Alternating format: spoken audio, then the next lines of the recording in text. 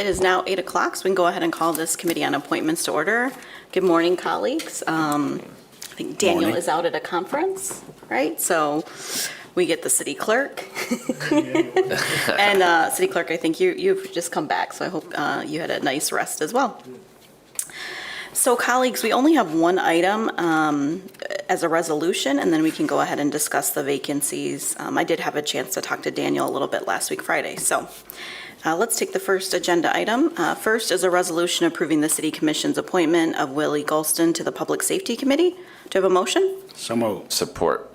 All right, this is my appointment, actually, colleagues, and we've been working on this. So I'm glad to see that it is finally here on the agenda.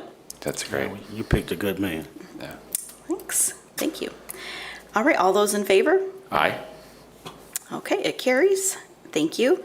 So that is, as I mentioned, that's it for our agenda items. I do think we have somebody, well, let's just go through the list and I'll give you guys all the updates. So, and please share any updates that you might have too. I know it's been a little bit of time, almost a month since we've been together. So, we'll get back to it. But for the Board of Art and Museum Commissioners, I did talk to Dale from the museum.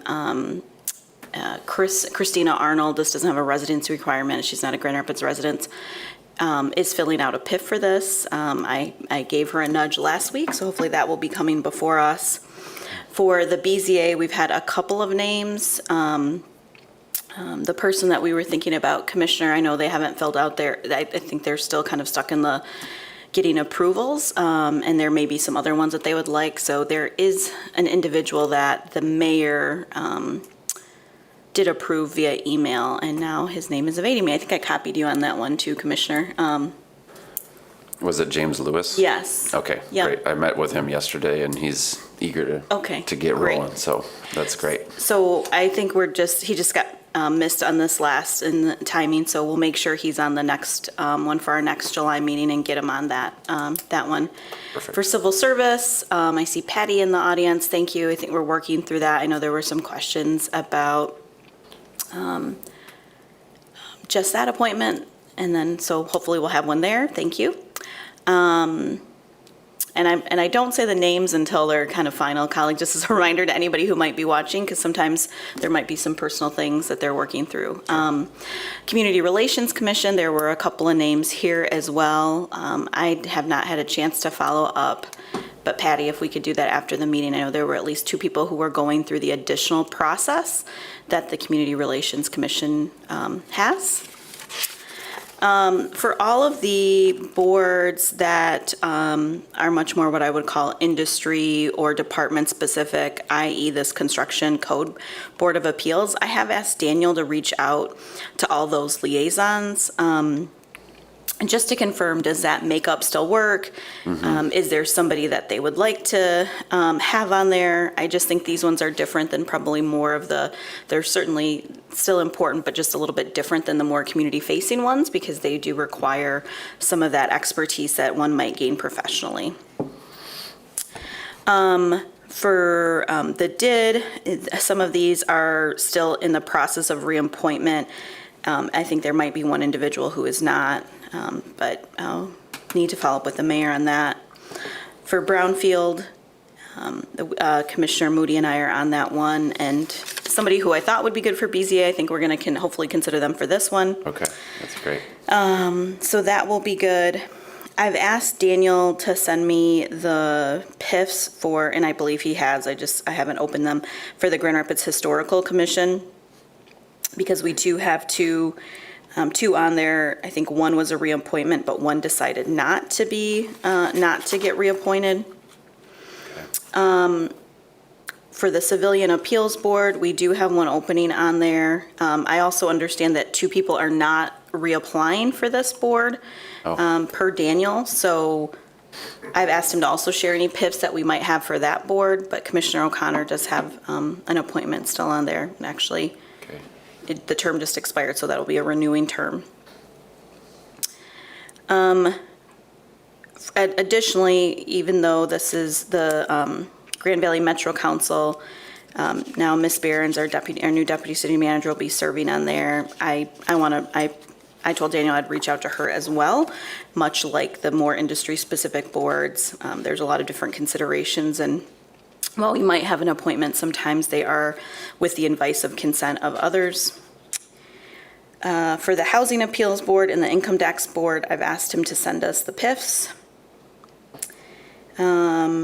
For the Kent County Board of Public Works, this is also one where the mayor appoints, but it is requires the advice and consent of county commission.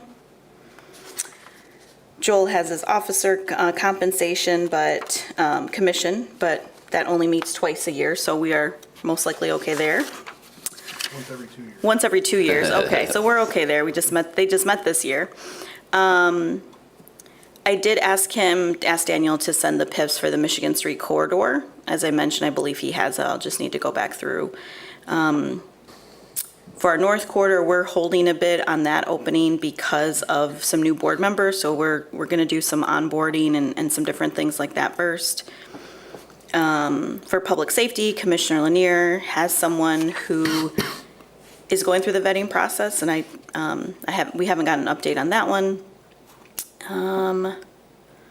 And I would probably say for the rest, if I'm just looking broadly, I don't have any other general updates. I know for Southtown, there was one name, the person was still going through the vetting process. For Uptown, both the bid and the SID, there's a few individuals. And Commissioner Moody, I know you serve on the corridor improvement, not the bid. Is that right? Both. Both, okay. So if you want to share any updates. Urban agriculture, this is going back to the bylaws to see if we can have a general member serve. I know that we've asked the farmers market. I see David here. Thank you, David, for asking the farmers market if they would take somebody who was not from the farmers market to serve. And they said yes, because they didn't have any capacity, but we were reviewing the bylaws to ensure that that was appropriate. Is there any update that you'd like to come forward and provide? Nope, shaking head, I see none. So we'll continue to work through that. And then Vital, I'm I sorry. have two people who are interested in urban ag. Okay. Should we get an opening? Okay.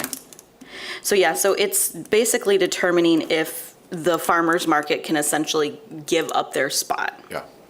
which I think they should, but I'm not an attorney, so we'll have to maybe rewrite the bylaws if not.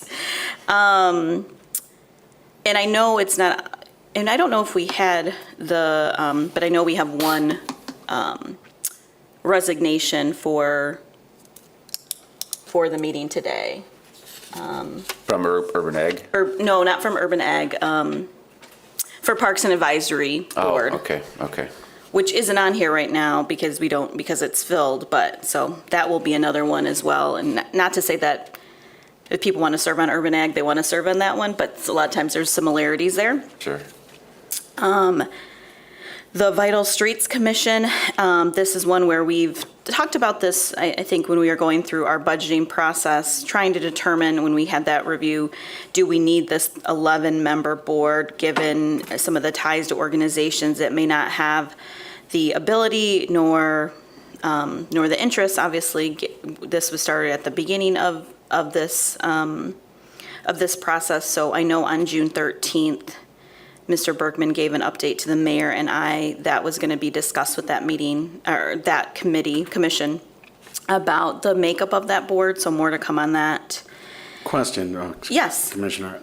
For Vital Streets, I know that I have not had anybody that I wanted to, or that I could find to sit on that. I guess I have to say that I'm still trying to find somebody that would be committed. Okay. So that's probably why my name is still sitting at the top up there. Yep. Yep. Well, and I think because this was a very large board initially, and I think, things have changed. So we'll definitely keep you all updated about what that's going to look like in the future. I imagine maybe instead of each commissioner having an appointment, maybe it's, a ward appointment. So then it's not 6 individuals, it's 3. Yeah. I won't totally try to guess what they're going to be, but we will make sure you all know that as well. And then for the West Michigan Regional Planning Committee, I will like to follow up with Ms. Turkelson, especially knowing that we also have people going through the master planning group right now, so hopefully there might be some individuals out of that body, because I think that would be helpful to have someone with that, that insight. And then I don't know, Commissioner Repar, if we have any other additional names for West Side. If not, I could ask him to pull the PIFs for that too. Yeah, I don't know about West Side, but we do have one opening on Cesar Chavez in Division, but we haven't been able to land on a person yet. But there are a couple of PIFs that have come in. I didn't see that up Is that above. one on here, or no? I didn't see that one.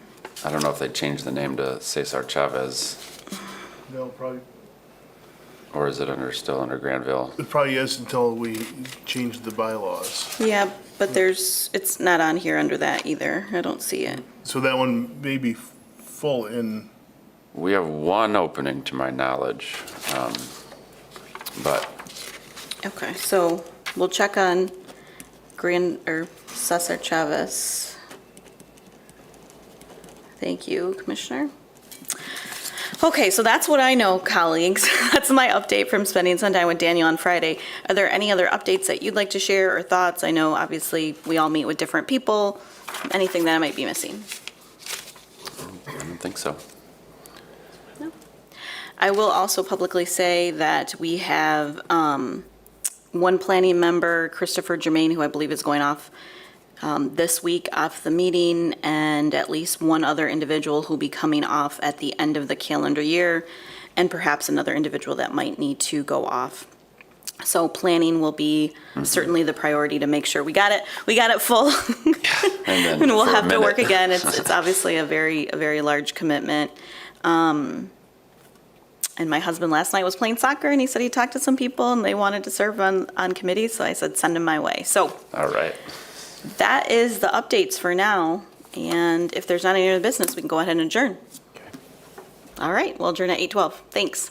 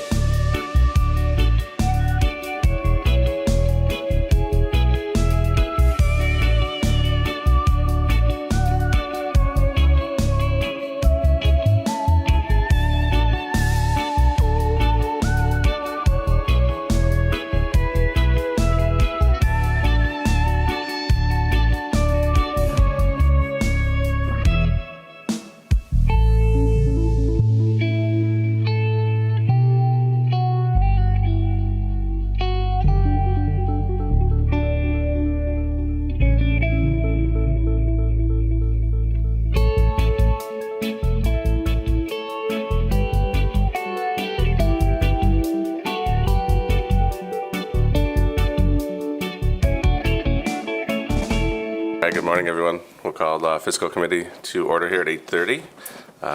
First item on the agenda this morning is a resolution approving an agreement with Fifth Asset Incorporated, doing business as Debt Book, for the purchase of debt and lease management software in the amount not to exceed $15,000. Good morning, everyone. Moved and supported. We have Deputy Comptroller Rapune. Good morning, sir. Sorry, I forgot about that part of it. It's been a couple of weeks. Well, good morning, everyone. Before you use this resolution, just want to let you know that we've been undergoing a process this past year on implementing the new leases standard requirement from the Government Accounting Standards Board. Earlier this spring, we began by using an Excel-based approach, but we realized very quickly that that wasn't the most robust tool that we needed. During our search for a more robust tool, we came across Debt Books.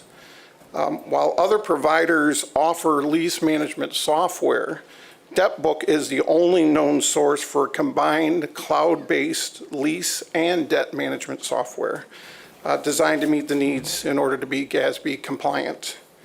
This software will significantly improve the real-time calculation of the total debt and lease obligations at any point in time for the city, and it'll improve the processing efficiencies. The costs associated with this will be fully paid from the budgeted expenses within the Comptroller Department, and it is expected to begin upon execution of the agreement. So I approve and appreciate your consideration of this resolution, and if you have any questions, I'd be happy to answer. Colleagues, questions? All right, hearing none. Those in favor? Aye. Opposed, same sign. Motion carries. Thank you, sir. Thank you. Item 2, resolution authorizing a contract and invoice to the GVSU Conference and Event Planning Services for a total not to exceed $14,847.27 in support of the Grand Rapids Neighborhood Summit. So moved. Support. Moved and supported. Good morning. Good morning. This is in support of the Grand Rapids Neighborhood Summit that happened on May 21st, 2022. GVSU has been our partner for 7 years now, and they provide a lot of additional services on top of what they charge us for. So we got about $40,000 in-kind services from GVSU for the summit. So we ask for your approval. Very good, colleagues. Questions for Ms. Cottle? All right, hearing none. Those in favor? Aye. Opposed, same sign. Motion carries. Thank you so much. Item 3, resolution authorizing an $18,600 agreement with Southeast Market LLC for Martin Luther King Park Garden and programming at Roosevelt and Garfield Parks. Support. Moved and supported. Mr. Markowitz, good morning. Good morning, Commissioners. This agreement will allow the Southeast Market to continue doing some gardening down in Martin Luther King Park, but we'll expand on that to provide some programming to our summer camp programs at MLK Park, at Roosevelt Park, and at Garfield Park as well. So that will include a number of cultural experiences, some cooking classes, and some other experiences that our campers will be able to be a part of. All right, colleagues, questions? All right, hearing none. Those in favor? Aye. Opposed, same sign. Motion carries. Thank you, sir. Item 4, resolution authorizing fiscal year 2023 insurance renewals with various providers for a total cost not to exceed $2,525,678. So moved.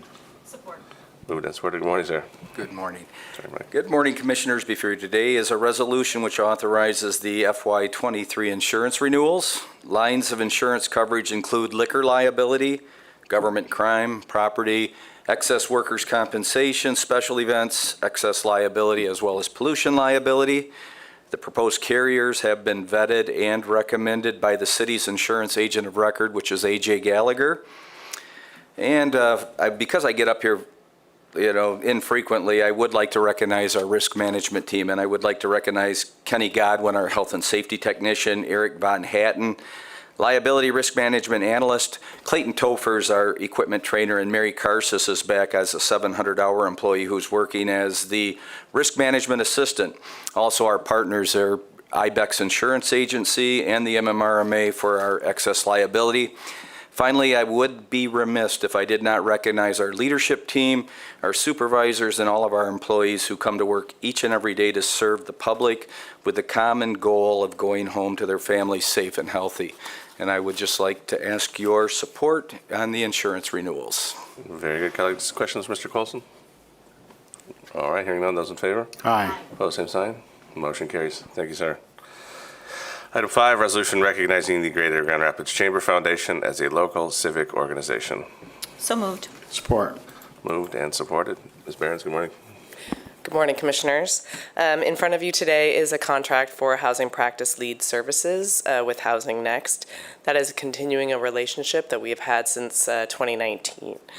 We're continuing it for another year with an option to I think extend. you're one ahead. For a year, pardon me? I think you're one agenda item ahead here. I am?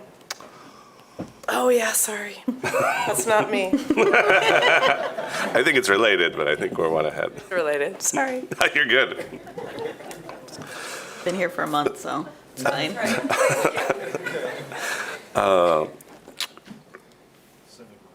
It is on the, we have it on the floor. Kyle, any questions about item 5? All right, hearing none, those in favor? Aye. Aye. Opposed, same sign. Motion carries. All right, item 6 is a resolution approving a contract for the Housing Practice Leader Services with the Grand Rapids Chamber of Commerce Foundation via Housing Next in the amount of $75,000. So moved. All right, moved and supported. Ms. Behrens. Good morning, Commissioners. Now, for the contract with the organization you just recognized. The Greater Grand Rapids Foundation is acting as the fiduciary and agent for Housing Next, and we are continuing the relationship for Housing Practice Lead Services that we have had since 2019. We expect that Housing Next will be focused this year particularly on support of our community master plan work, as well as onboarding and starting and launching the Affordable Housing Fund. So with that, funds are budgeted for this for the coming year, and I'm happy to answer any questions. Colleagues, questions? I just have one question. All right, hearing none, those in favor? Aye. Opposed, same sign. Commissioner, I had one question. Oh, go ahead. Sorry. Thank you, Ms. Behrens. My question is just more logistically, like, when will that first meeting of the Housing Trust Fund be? I know it took us a while to get everyone seated, and then we had, somebody who was going to be on there who unfortunately passed away. So I just haven't been able to follow up on that. Thanks. Oh, no problem. I did anticipate that question. Part of it is me coming up to speed on our intent. So I'm working right now with Mr. Kilpatrick to develop sort of the curriculum for onboarding of the board. We expect to communicate to the members in the next couple weeks about their schedule and providing some backgrounding information. So hopefully we'll have them in their first meeting in about a month or so. Okay, great. Thank you. Thank you. Thanks. Very good. Sorry about that. Colleagues, any other questions? Those in favor? Aye. Opposed, same sign. Motion carries. Thank you. Item 7, resolution authorizing the Grand Rapids Police Department to facilitate a gun buyback program in the amount of $40,000 as part of the Safe Task Force recommendations. So moved. Support. Moved and supported. Mr. Kane, good morning. Good morning, Commissioners. The Safe Task Force has a recommendation in front of you for a gun buyback in the amount of $40,000. We did 2 gun buybacks in previous fiscal years. In that effort, a number of firearms were returned to the police department. The feedback from the community was very positive. All of those gift cards were pretty much gone within 3 total hours between the 2 gun buybacks. We had one in the 3rd ward and one in the 1st ward. And here in 2022, we are asking again for your support for another gun buyback. We have made some changes to it. The lowest tier of firearms we are no longer going to accept. So in this effort, we are only looking at Tier 1 and Tier 2 firearms. Those are firearms that are most likely to be used in crimes, as opposed to the Tier 3 firearms. And an additional enhancement is an opportunity to still keep this anonymous, but allow for maybe some feedback on the ground to ask people how they were storing their firearms, were they locked up. Also have opportunity to provide gun locks for those that do want to participate. So I submit this for your discussion and hopefully your support. Very good. Colleagues, questions? All right, hearing none. Those in favor? Aye. Opposed, same sign. Motion carries. Thank you, sir. Thank you. Appreciate it. Excuse me. Item 8, 87 to 89 Monroe Center, intent to renew lease agreement with 89 Monroe Center LLC. So moved. Support. Moved and supported. Ms. Casper, good morning. Good morning. Before you is a recommendation to approve a letter of intent to renew our lease at 8789 Monroe Center. Back in December of 2002, the City Commission approved a resolution to enter into a lease agreement, which was an initial 20-year term with 2 10-year renewals, and we are approaching the end of that initial 20-year term, and part of that lease does say that we need to issue a 6-month letter of intent to renew for the next term. And the Mobile GR Commission did approve this recommendation for your all approval at their June 2nd meeting. Very good. Colleagues, questions? All right, hearing none. Those in favor? Aye. Opposed, same sign. Motion carries. Thank you. Item 9, resolution approving a memorandum of understanding for Downtown Development Authority and the Monroe North Tax Increment Finance Authority to provide $350,004 in funding to the City of Grand Rapids for Dash North services. So moved. Support. Moved and supported. Mr. Nairmore, good morning. Good morning, Commissioners. So this is a one-year renewal of a funding agreement that we have with the Downtown Development Authority and the Monroe North TIFA. We've been doing this since about 2012. They are our only funding partner for the Dash service currently, and they've helped fund 2 of the previous iterations where we've done some of the changes to the service. The reason why we're only asking for a one-year renewal, and this has already been approved by the DDA board as well as recommended by the Mobile GR Commission at their June meeting, is that, as you may recall, included in the fiscal year 23 budget is we're going to be doing a re-examination of Dash service, including doing some potential expansions to it and looking at what changes we could make to improve ridership on the route overall. So with that, this morning, we're asking for your approval of this funding commitment to help pay for some of the service costs for the current fiscal year ahead. Very good. Colleagues, questions? All right, hearing none. Those in favor? Aye. Opposed, same sign. Motion carries. Thank you. Item 10, resolution accepting a $95,000 grant award and executing an agreement with the Heart of West Michigan United Way for the Grow 1000 Academy. So moved. Support. Moved and supported. Ms. Harris, good morning. Good morning, thank you. This agenda item is to accept a $95,000 grant from the Heart of West Michigan United Way by way of Bank of America. This grant will support the Grow 1000 Academy, which is a spinoff from the city manager's legacy Grow 1000 youth employment program. The academy is targeted to address longer-term employment opportunities for young people aged 18 to 24. They participate in over 40 hours of pre-employment training, which then makes them eligible to interview for jobs with participating businesses who become their employer of record. This grant will support 50% of wages, with the other 50% being supported by the employer of record. This grant also supports stipends for participants, OCC staff time, food and beverage, facilitator supplies, and other program costs. Very good. Colleagues, questions? All right, hearing none. Those in favor? Aye. Opposed, same sign. Motion carries. Thank you. Item 11, resolution accepting a $9,300 grant award and executing an agreement with the Grand Rapids Community Foundation for the summer melt activities. So moved. Support. Moved and supported. Ms. Harris? Thank you. This grant from the Grand Rapids Community Foundation's Dream Fund will support our community's children's T2C Studio Grand Rapids Center for College Success. The T2C Studio facilitates summer programming targeted to first-generation students, students of color, and GRPS graduates to assist them in removing barriers that may prevent them from matriculating to a post-secondary institution after this summer. This generous grant will cover technology needs, college swag, supplies, facility rental, food, beverage, and other program costs. Very good. Colleagues, questions? All right, hearing none. Those in favor? Aye. Opposed, same sign. Motion carries. Thank you. Item 12, resolution authorizing budget substitution for the 4014 bond issuance cost and Pearl Street decorative bridge lighting project in the amount of $421,599. So moved. Support. Moved and supported. Mr. Claren? I got the point. Yeah, this is just simply a reallocation of funds to supplement current projects we have going on. You'll notice that we're moving money out of the concrete pole replacement phase 2. That project is now complete. The LED project's not complete. It's just been put on hold. We're having problems getting some of the things to finish that out. So we're moving those funds because these are bond proceeds. We have to spend them in a certain timeline. So we are moving those to supplement the Pearl Street project. So. All right. Questions? All right. Hearing none. Those in favor? Aye. Opposed, same sign. Motion carries. Thank you. Item 13, resolution authorizing additional payments to the Kent County Drain Commissioner of 2022 maintenance assessments for the Knapp's Corner Drain in the amount of $118,000. So moved. Support. Moved and supported. Mr. Greener? Good morning, Commissioners. So the last time I was up here for this, I said this may be the last one. I lied.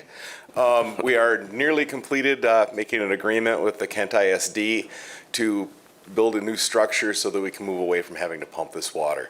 What we're asking for is our payment to the Kent County Drain Commissioner for $118,000, and we should be darn near done. All right. Colleagues, questions? All right, hearing none. Those in favor? Aye. Opposed, same sign. Motion carries. Thank you, sir. Item 14, resolution authorizing a budget substitution of $1,622,350 for the reconstruction of Cesar E. Chavez Avenue from Beacon Street to Martin Luther King Jr. Street. So moved. Support. Moved and supported. Mr. Bergman? Good morning, Commissioners. So we received a grant of $619,000 from MDOT for the reconstruction of this portion of Cesar E. Chavez between Beacon and Martin Luther King Jr.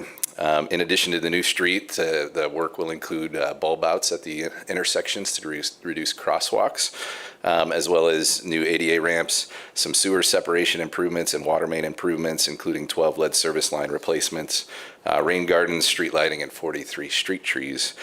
Construction is anticipated in 2023. So at your May 22nd meeting, Commission approved the MDOT agreement as well as the authorization of our local share for the project of $3,016,500. So now I'm here today requesting your approval of this budget substitution between water system and sewer system project accounts to provide the necessary funding for the project. Very good. Colleagues, questions? Those in favor? Aye. Opposed, same sign. Motion carries. Thank you, sir. Item 15, resolution authorizing budget substitution of $38,128 for improvements to Alger Ravine. So moved. Support. Moved and supported. All right, so construction is complete on this project that reconstructed and stabilized a heavily eroded segment of the Alger Ravine. Over the course of that construction, though, it was determined that an additional length of storm sewer as well as some vegetation removal and temporary stream bank stabilization measures were necessary. That required an increase of $38,128 to the project total. So I'm requesting your approval of this substitution between Capital Improvement Fund project accounts to provide the necessary funding for the project. Very good. Questions? All right. Those in favor? Aye. Opposed, same sign. Motion carries. Thank you. Thank you. Item 16, ordinance amending Section 3 of Ordinance 2019-68, classification title update, court operator. So moved. Support. Moved and supported. Good morning. Good morning. This morning, we've come to ask for your authorization to amend a current job classification of the senior judicial clerk, and it would be updated to the court operator position. Back in 2020, as part of succession planning, the management and GRIU union met and agreed to modify the job description to include a certified electronic operator requirement, as well as some additional duties. And it's requested that this change take place with no fiscal change to pay status or level, and that any incumbent senior judicial clerk would be reclassified to the court operator position. Very good. Colleagues, questions? Hearing none. Those in favor? Aye. Opposed, same sign. Motion carries. Thank you. Item 17, salary ordinance amendment for non-represented management employees of the 61st District Court, new classification. So moved. Support. Thank you. The new classification of the Eviction Prevention Holistic Facilitator, it's been created as a part of a grant-funded program provided through the National Center of State Courts as a part of the Eviction Diversion Initiative. This grant has been used to build a holistic, sustainable, and manageable program to be utilized in the Landlord-Tenant Division. The ultimate goal is to work together to prevent homelessness and preserve tenancies. We ask that this position be authorized so that we can get to work on this and prevent something that's been a big problem in our community recently. Colleagues, questions? What was the grant cost again? The grant, so the current range for that position is the 8S range. It's $61,930 on the low end, up to $78,973. It's a grant-funded program. It's also a temporary position, and then once the grant expires, then the normal court staff will take over this responsibility to continue this program. So it's using the grant money to begin this program to set it up, and then moving forward, it will be sustainable through the court's employees. Thank you. Any other questions? Hearing none, those in favor? Aye. Opposed, same sign. Thank you. Motion carries. Thank you. Item 18, ordinance amending Section 1 of Budget Ordinance 2021-13 for fiscal year 2022, amendment number 12. So moved. Support. Moved and supported. Ms. Claren, good morning. Good morning, Commissioners. The first item is for the Brownfield Fund. We're allocating some tax increment revenue. This would towards developer reimbursements as well as the state education tax. The rest will fall to fund balance. This allocates about $1.3 million in revenue and $1.2 million in appropriations to the Brownfield Operations Fund, with an increase in fund balance of almost $115,000. The second item is related to the golf course fund. This would allocate $50,000 in revenue and appropriations to the golf course fund with no effect on retained earnings. Number 3 is for the motor equipment fund. This is related to increase in fuel costs, dipping into a little bit of our contingency and appropriating that now. That would be an increase of $750,000 appropriations to the motor equipment operating fund with a corresponding decrease in retained earnings. Number 4, Road-a-Mill resurfacing of Hall Street. This would authorize an increase of $101,000 in revenue appropriations to the Vital Streets Capital Projects Fund with no effect on fund balance. Number 5, the reconstruction of College Avenue. This would authorize an increase of almost $1.8 million in revenue and appropriations to the Water Improvement Fund with no effect on retained earnings. Number 6, this is ARPA related, one of our projects for the Collindale Avenue. Sorry, my computer just froze. This is for sidewalk improvements with Collindale Avenue, $1.1 million in revenue and appropriations into the Capital Improvement Fund with no effect on fund balance. Number 7, this is the eviction diversion initiative grant related to the positions we were just discussing.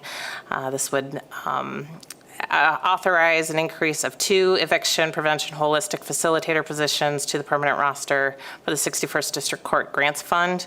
And as we said, eventually that would be absorbed by the court staff if they can't find sustainable funding. This would authorize an increase of $307,000 in revenue and appropriations to the 61st District Court Grants Fund with no effect on fund balance. Our contingent balance remains unchanged at $1.4 million. Very good. Colleagues, questions about any of these items? All right, hearing none, those in favor? Aye. Opposed, same sign. Motion carries. Thank you. Item 19, bid list resolution for June 21, 2022. So moved. Support. Moved and supported. Colleagues, any questions about any of the items on the bid list? Anything that needs to get pointed out, Ms. Claren? 22 items, but yeah. Anything? Yeah, if there are any questions, staff is here. All right. No questions? Those in favor? Aye. Opposed, same sign. Motion carries. Thank you. Item 20, warrant report for June 21, 2022, funds and travel reports for April 2022. Mr. Comptroller, good morning, sir. Good morning, Commissioners. So for our warrant report here, it covers the period of May 25th through June 7th. And during that time, the city released cash payments totaling approximately $35.8 million. That includes $9.1 million for our employee payroll expense and approximately $2.8 million for income tax warrants. In terms of quantity, that equated to 13,209 income tax refunds being issued and 2,055 accounts payable checks being issued. The tables on the following 5 pages contain the details of all those payments. And the next report we have here is our monthly fund report. So while the warrant report provides kind of the line item level detail on the department, the amount, and the nature of the expense, our monthly fund report kind of takes it up a little bit higher level. This report is available on our City Comptroller Department website and provides some just high level information kind of on broader economic trends that impact activity in these funds on a year-over-year basis. And lastly, contained here, we have our travel report for the same period of time, first 10 months of the fiscal year through April. And the report is showing that the city has spent about 42% of that overall budget, or about $928,000. Very good. Colleagues, questions for the comptroller? All right, hearing none. Thank you for that report, sir. And that report will be received and filed. And our final item on the agenda this morning is our treasurer's report for May 25, 2022 through June 10, 2022. Good morning, Commissioners. With the report today, I'm going to point out the second paragraph. That's wrong. So we had originally been on, when we wrote this report, we were looking at a 50 basis point rate hike. That turned into a 75 basis point rate hike. So as we watch the markets, we're seeing everything come down. We're seeing interest rates go up. We're seeing mortgage rates go up. We're fully in the mindset that we're waiting for the recession to start, if it hasn't already. One of the key indicators that we have is looking at interest rates. And at one point in time last week, the 2-year, 3-year, 5-year, 7-year, 10-year were all inverted to the 30-year interest rate. Those are warning signs for us. And that was one of the things that we saw back in December of 2018 when we started adjusting our policy a little bit and how we invested our funds. So to give you an idea of what's occurring right now is the items we're investing in are maturing in the 4 to 9 year range, but we're getting 3.5 to 4.4% on those items. And so I haven't seen that since probably 2009 when I started the city, before we actually went into the financial crisis of 08, 09. So to see those types of rates, it's unprecedented, not really unprecedented, but unique for us to come into that situation again. And so really our concern is really going to be watching where our economy is going. To give you an idea, supply disruption is still there. On a personal note, my wife is a wedding florist, and she's trying to get flowers in for a wedding, and there are strikes now in Ecuador and Colombia, so shipments aren't coming out. So we're seeing those different things occurring, from labor shortages, from strikes in other countries, from shipping, that this is all new territory for us. We haven't navigated through this, and we very, very much have to be very mindful of the projects that we're starting and the upside risk that, when we start a project, that we're going to see the costs inflate and continue to inflate over the life of the project. As I look at the housing market and I look at affordable housing, I'm curious as to how many projects have stopped because the pricing has now made it upside down. You look at medium density fiberboard, up 40%. How can I build that at the same cost model that I propose to get even the city's approval to do affordable housing, even though we talk about a 2-year, 3-year time span before that starts? So I'm kind of wondering what the pent-up demand is, not demand, but the projects that are sitting there waiting to go forward. I think John Wheeler had a article on how they had to stop a project because it was totally upside down. So we're going to be waiting for this to normalize. The question is, how long is it going to take? My earliest projection is about 18 months to see any type of curvature where we're going to be watching maybe interest rates go down or inflation go down. So that could be a challenging 18 months, but that's kind of what we're looking at. The city funds are well positioned. As you can look on a report, we're at 1.52%. So we bottomed out at 1.28%. And so as we're investing our monies at a higher interest rate, we're going to see that continue to escalate. And so when you're looking at 3.5 to 4.4%, that's going to continue to watch that grow. So as lower interest rate bearing securities are maturing, we're investing at a higher rate. But again, that's now the opposite side is as good as I can do, it's challenging for our CFO and our debt, because if we have to issue debt, we're now going to be issuing at a much higher rate. So that's our report for today. Very good. Colleagues, questions for the treasurer? I don't have any. All right, hearing none, that report will be received and filed. And with that, we will adjourn this meeting at 8:59. Thank you, everyone.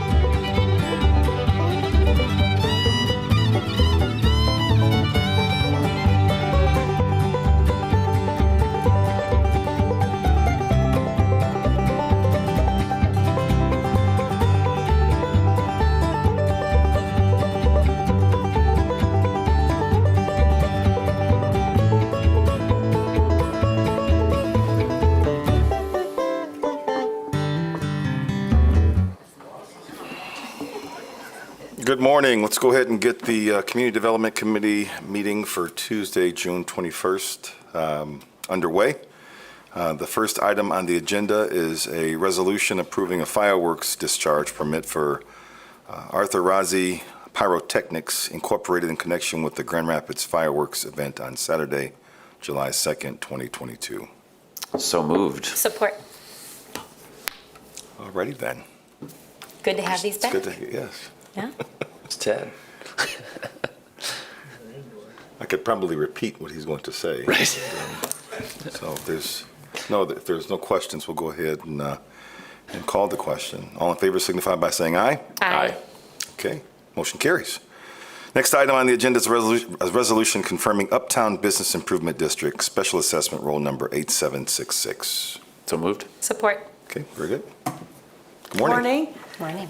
The Assessor's Office prepared the assessment roll, Special Assessment 8766 for the Uptown Business Improvement District. The plan was adopted March 29th. Property owners were sent notices April 14th. And the City Commission sat to hear appeals on May 24th. We only had one appeal. And the Assessor and City Attorney's Office reviewed that appeal and determined that the assessment was calculated properly. And so I am recommending confirmation of the special assessment roll. Okay, very good. Colleagues, anything? No. Okay, I'll call the question. All in favor signify by saying aye. Aye. Very good, motion carries.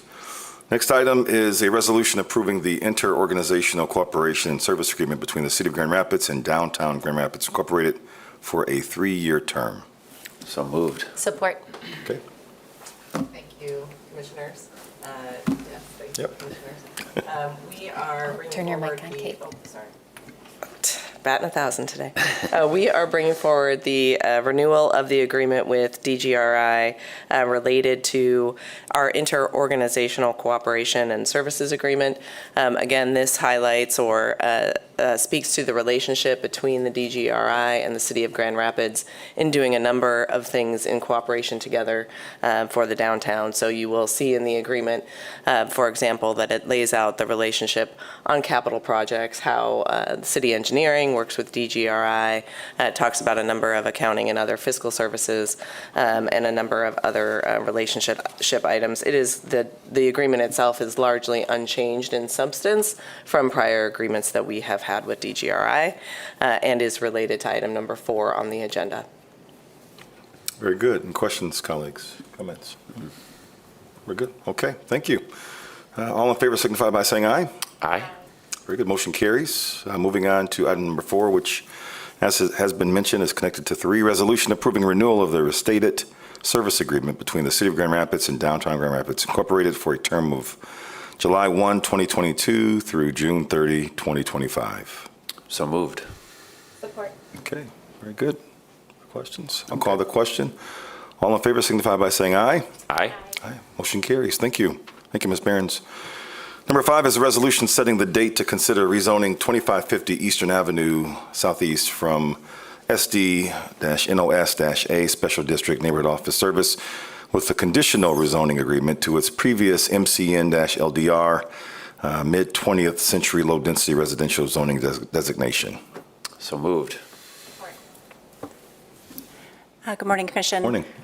This is effectively a cleanup item. You may recall in 2017, we approved a conditional rezoning agreement to facilitate a medical office project at that subject property. The project did not come to fruition, as you know, and so pursuant to the ordinance, the city is, we consider the conditional rezoning agreement void, and we would initiate the rezoning back to the previous zoning designation, which in this case is a low-density residential zone district. There is a project that has come to light through ICCF. It's not a project for your consideration today, but that is the reason why it has come to light for us to initiate this rezoning. And that's if the ICCF pursues the project, it would be an item that would be considered before the Planning Commission based on the project as it's currently described. It's good news indeed. Thank you. Any questions, colleagues? No, I did have a chance to sit down with ICCF and see some kind of initial renderings of it, and I hope that they bring it forward to us. Good. Very good. All right, I'll call the question. All in favor signify by saying aye. Aye. Aye. Very good. Motion carries. Thank you, Ms. Turkelson. Item number 6 is a resolution setting the date to consider a major amendment to the Celebration Village SD-PRD Special District Plan Redevelopment District to facilitate redevelopment of 2135 East Beltline Avenue. That should be northeast. I think you're right. Yep. I'm pretty sure. Yeah. Yeah. Take a motion? So moved. Support. Very good. Well, I see you're paying attention to my report, and I appreciate that. Thank you. My apologies. Yes, it is northeast. This is in regards to the Celebration Plaza. It is under a plan redevelopment district. The current proposal is to include a new urgent care facility. And based on the history of the project and the uses that were described at the time the project was initially approved, we did not envision anything beyond a typical doctor's office or medical office. And so an urgent care facility was described as something different at that time. And so as a result, it does require what we call a major amendment or consideration of a new use to be added to the project.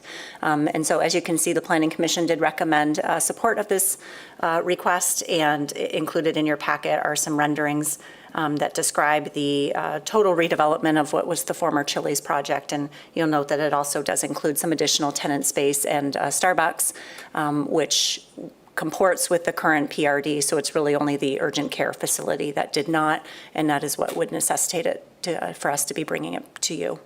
Okay. Very good. Comments, questions? Okay. All in favor signify by saying aye. Aye. Aye. Very good. Motion carries.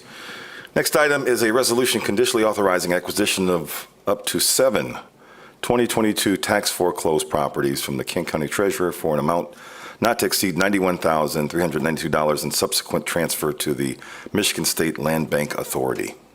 So moved. Very good. Morning, Commissioners. Morning. So this resolution again is to authorize the city under certain conditions to purchase the 7 tax foreclosed properties from the Kent County Treasurer. Again, 6 of the properties that are tax foreclosed are unoccupied and all either improved or have the or buildable lots, as we call it. And then 2 of these properties are vacant, with 4 having existing homes on them, which are currently being monitored for blight. Actually, they've been already noted as blight cases. So again, there's also 1 additional property for 7 total that 731 Colebrook that the city will pursue for purchase that will eventually be transferred to the Parks Department for their use because it's adjacent to a current Parks facility. And so again, this resolution authorizes the acquisition of those 7 tax foreclosed properties and payment of all outstanding property related charges and the transfer of 6 of those to the State Land Bank Authority. Very good. Thank you very much, Mr. Grassi. Any questions, comments? No? Okay. All in favor signify by saying aye. Aye. Aye. Motion carries. Thank you. Next item is a resolution setting Tuesday, July 12, 2022 at 7 o'clock p.m. as the date for the City Commission to sit as Board of Review to hear appeals on the Special Assessment Downtown Improvement District Roll 8768. So moved. Okay.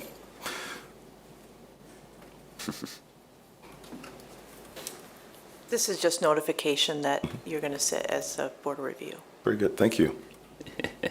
Thank you. Yes. All in favor signify by saying aye. Aye. Aye. Motion carries. Thank you. Next item is a resolution scheduling a public hearing for July 12, 2022 to consider an application for a 10-year obsolete property rehabilitation exemption certificate pursuant to PA 146 of 2000 for 644 Bridge Street LLC at 644 Bridge Street Northwest. So moved. Okay. So this resolution, again, is scheduling that public hearing for July 12th for that project at 644 Bridge Street. Again, it's a two-story structure of approximately 3,600 square feet. It will be renovated and to support a future retail, office, or restaurant tenant. Total investment is just under $600,000. The project anticipates inclusion plan of about 30%, and the applicant, the developer, has actually received support from the West Side Corridor Improvement Authority for a $20,000 facade improvement grant program as well. Very good. Thank you, sir. One of quite a few hearings for July 12. All in favor signify by saying aye. Aye. Good. Motion carries. Next item is item number 10, resolution scheduling a public hearing on July 12, 2022 to consider a revised brownfield plan amendment for the 900 Cesar E. Chavez LLC redevelopment project. So moved. Good. Again, another public hearing for setting the date as July 12th. And again, this project anticipates rehabilitating the existing building that contained retail space on the first floor and office space on the second floor to be used by Supermercados Mexico. So the total investment is estimated at $4.1 million with estimated 55 new jobs. The developer is doing this project in the neighborhood of focus, and so we are supporting this through a local brownfield revolving grant reimbursement up to $13,000 to assist with the legal services related to the brownfield plan. And the project was also received support, reauthorized from the South Division Granville Corridor Improvement Authority at their April meeting. And the Brownfield Authority has approved and recommended this revised amendment at their May 25th meeting. Very good. Thank you. It's good to see this coming forward. We were happy to support it with a facade improvement grant, but we also got to see the renderings for it. It's going to be a really iconic thing on Cesar Chavez. Yeah. Very cool. I recall having conversations about this project pre-COVID, so I'm glad to see it move forward. Yeah. Very nice. Okay, I'll call the question. All in favor signify by saying aye. Aye. Aye. Motion carries. Thank you. Next item is a resolution scheduling a public hearing for, July 12, 2022 to consider a brownfield plan amendment for the $14 million Dwelling Place Regional Community Land Trust project located at 2080 Union Avenue Southeast. So moved. Support. Another public hearing for a brownfield plan amendment, 2080 Union Southeast. Again, this is a plan for a redevelopment of about 4.7 acres to construct 42 single-family homes on the site of a total investment of $14 million. What's notable here is that 21 of the 42 homes will be constructed part of the Community Land Trust model, and that certainly helps with increasing home ownership opportunities. And again, based on that, the projections are affordable units somewhere between 65 and 105% of the area median income, which is a value of our sales price of anywhere between $135,000 and $280,000. And so the brownfield plan amendment anticipates supporting financing up to $2.6 million with support from the local brownfield revolving fund as well. Very cool. Chair, I have a question. And Mr. Gracia, this is the project too that we wanted to use local TIF to help pay for affordability. Is that right? That has been the discussion. There has not been a formal legal opinion provided But we have discussed this opportunity with Dwelling Place themselves, and understand that when the change of that may be provided to the Brownfield Authority, we would go back and just amend the Brownfield plan. I thought we have heard from MEDC that it would not be, what we do with local TIF is not considered when they do audits. And we're aware that other cities are already doing this. Isn't that right? Yeah, so what we received was that they would not, that the MEDC would not consider any of these projects related to with using the cost of sale local TIF for approval. So as far as the last communication that we received was basically holding steady that there was no legal opinion provided for clarity on that particular item, but we have discussed it. Now, what's also notable is Dwelling Place has also agreed to move forward on their project without it. So this plan is coming forward without the cost of sale included, and they've agreed that they would proceed that way at this time. And it was presented that way as well to the Brownfield Authority. Did we make kind of a mutual commitment to them to continuing to pursue the Brownfield TIF option as well? So as we agreed, what the agreement was, we would certainly continue to evaluate that, and when that was some clarity, we could easily go back and amend the Brownfield plan amendment. Okay. So can I ask one more follow-up, Chair? Please. This has been obviously a point of contention. Do we need to change our local brownfield policy to enable us to use local TIF for this purpose, knowing that other cities are doing it and it's becoming a more commonly used tool? If I could, we are happy to continue to work with the city attorney's office on what would be needed to provide the most certainty in this case that we are going to be able to do that. But that will require some additional conversation with the city attorney's office, and we will pursue that. Okay. Report back. Okay, thanks. Yes, Yeah, if you could thank you. report back. I just feel like this has been an outstanding issue for well over a year, and we've heard, in my opinion, pretty clearly from MEDC that the primary concern that we had is not really a concern. And so it seems like we should be able to figure this out. Yeah. So. Noted. Agreed. Thank you. I also just want to thank Dwelling Place. There's a lot of interest in this property from residents, and after we made our initial approvals, they really leaned in and continued to do engagement, and I think that most of the concerns of the residents have been addressed by their updates and their designs and plans, and so I'm thankful for their engagement. Very good. I'll call the question. All in favor signify by saying aye. Aye. Good. Motion carries. Number 12, a resolution scheduling a public hearing on July 12, 2022 to consider a Brownfield Plan amendment for the Academy Manor project at 43 Lakeside Drive, Northeast. So moved. Support. Another public hearing for July 12th. We'll be busy. So this is a joint venture between PK Development and Third Coast Development, again, to repurpose an existing 177,000 square foot building for affordable housing and some office space and event space, and with a commercial kitchen with a total projected cost of $28 million. 97 of those units will be, of the 108, will be affordable, meaning between 30 and 80% of AMI. The developer is also working an inclusion plan amount of 13%, and staff recommends this setting this public hearing for July 12th. Very good. This has been something in the works for some time. Super excited about that use of that property. There's a lot of it, and so happy to see that it's obviously being used for housing. So all in favor signify by saying aye. Aye. Motion carries. Thank you. Next item is 13, resolution approving an extension, an increase of $1,079,959 to the professional services agreement with the Crispin Company for biodigestion with combined heat and power at the Water Resource Recovery Facility, with total project expenditures not to exceed $58,582,552. So moved. Support. Good morning, Mayor and Commissioners. Good morning. So the memo attached to this item in your agenda packet highlighted a number of milestones that have been achieved so far with this project, but I want to particularly note a few of those.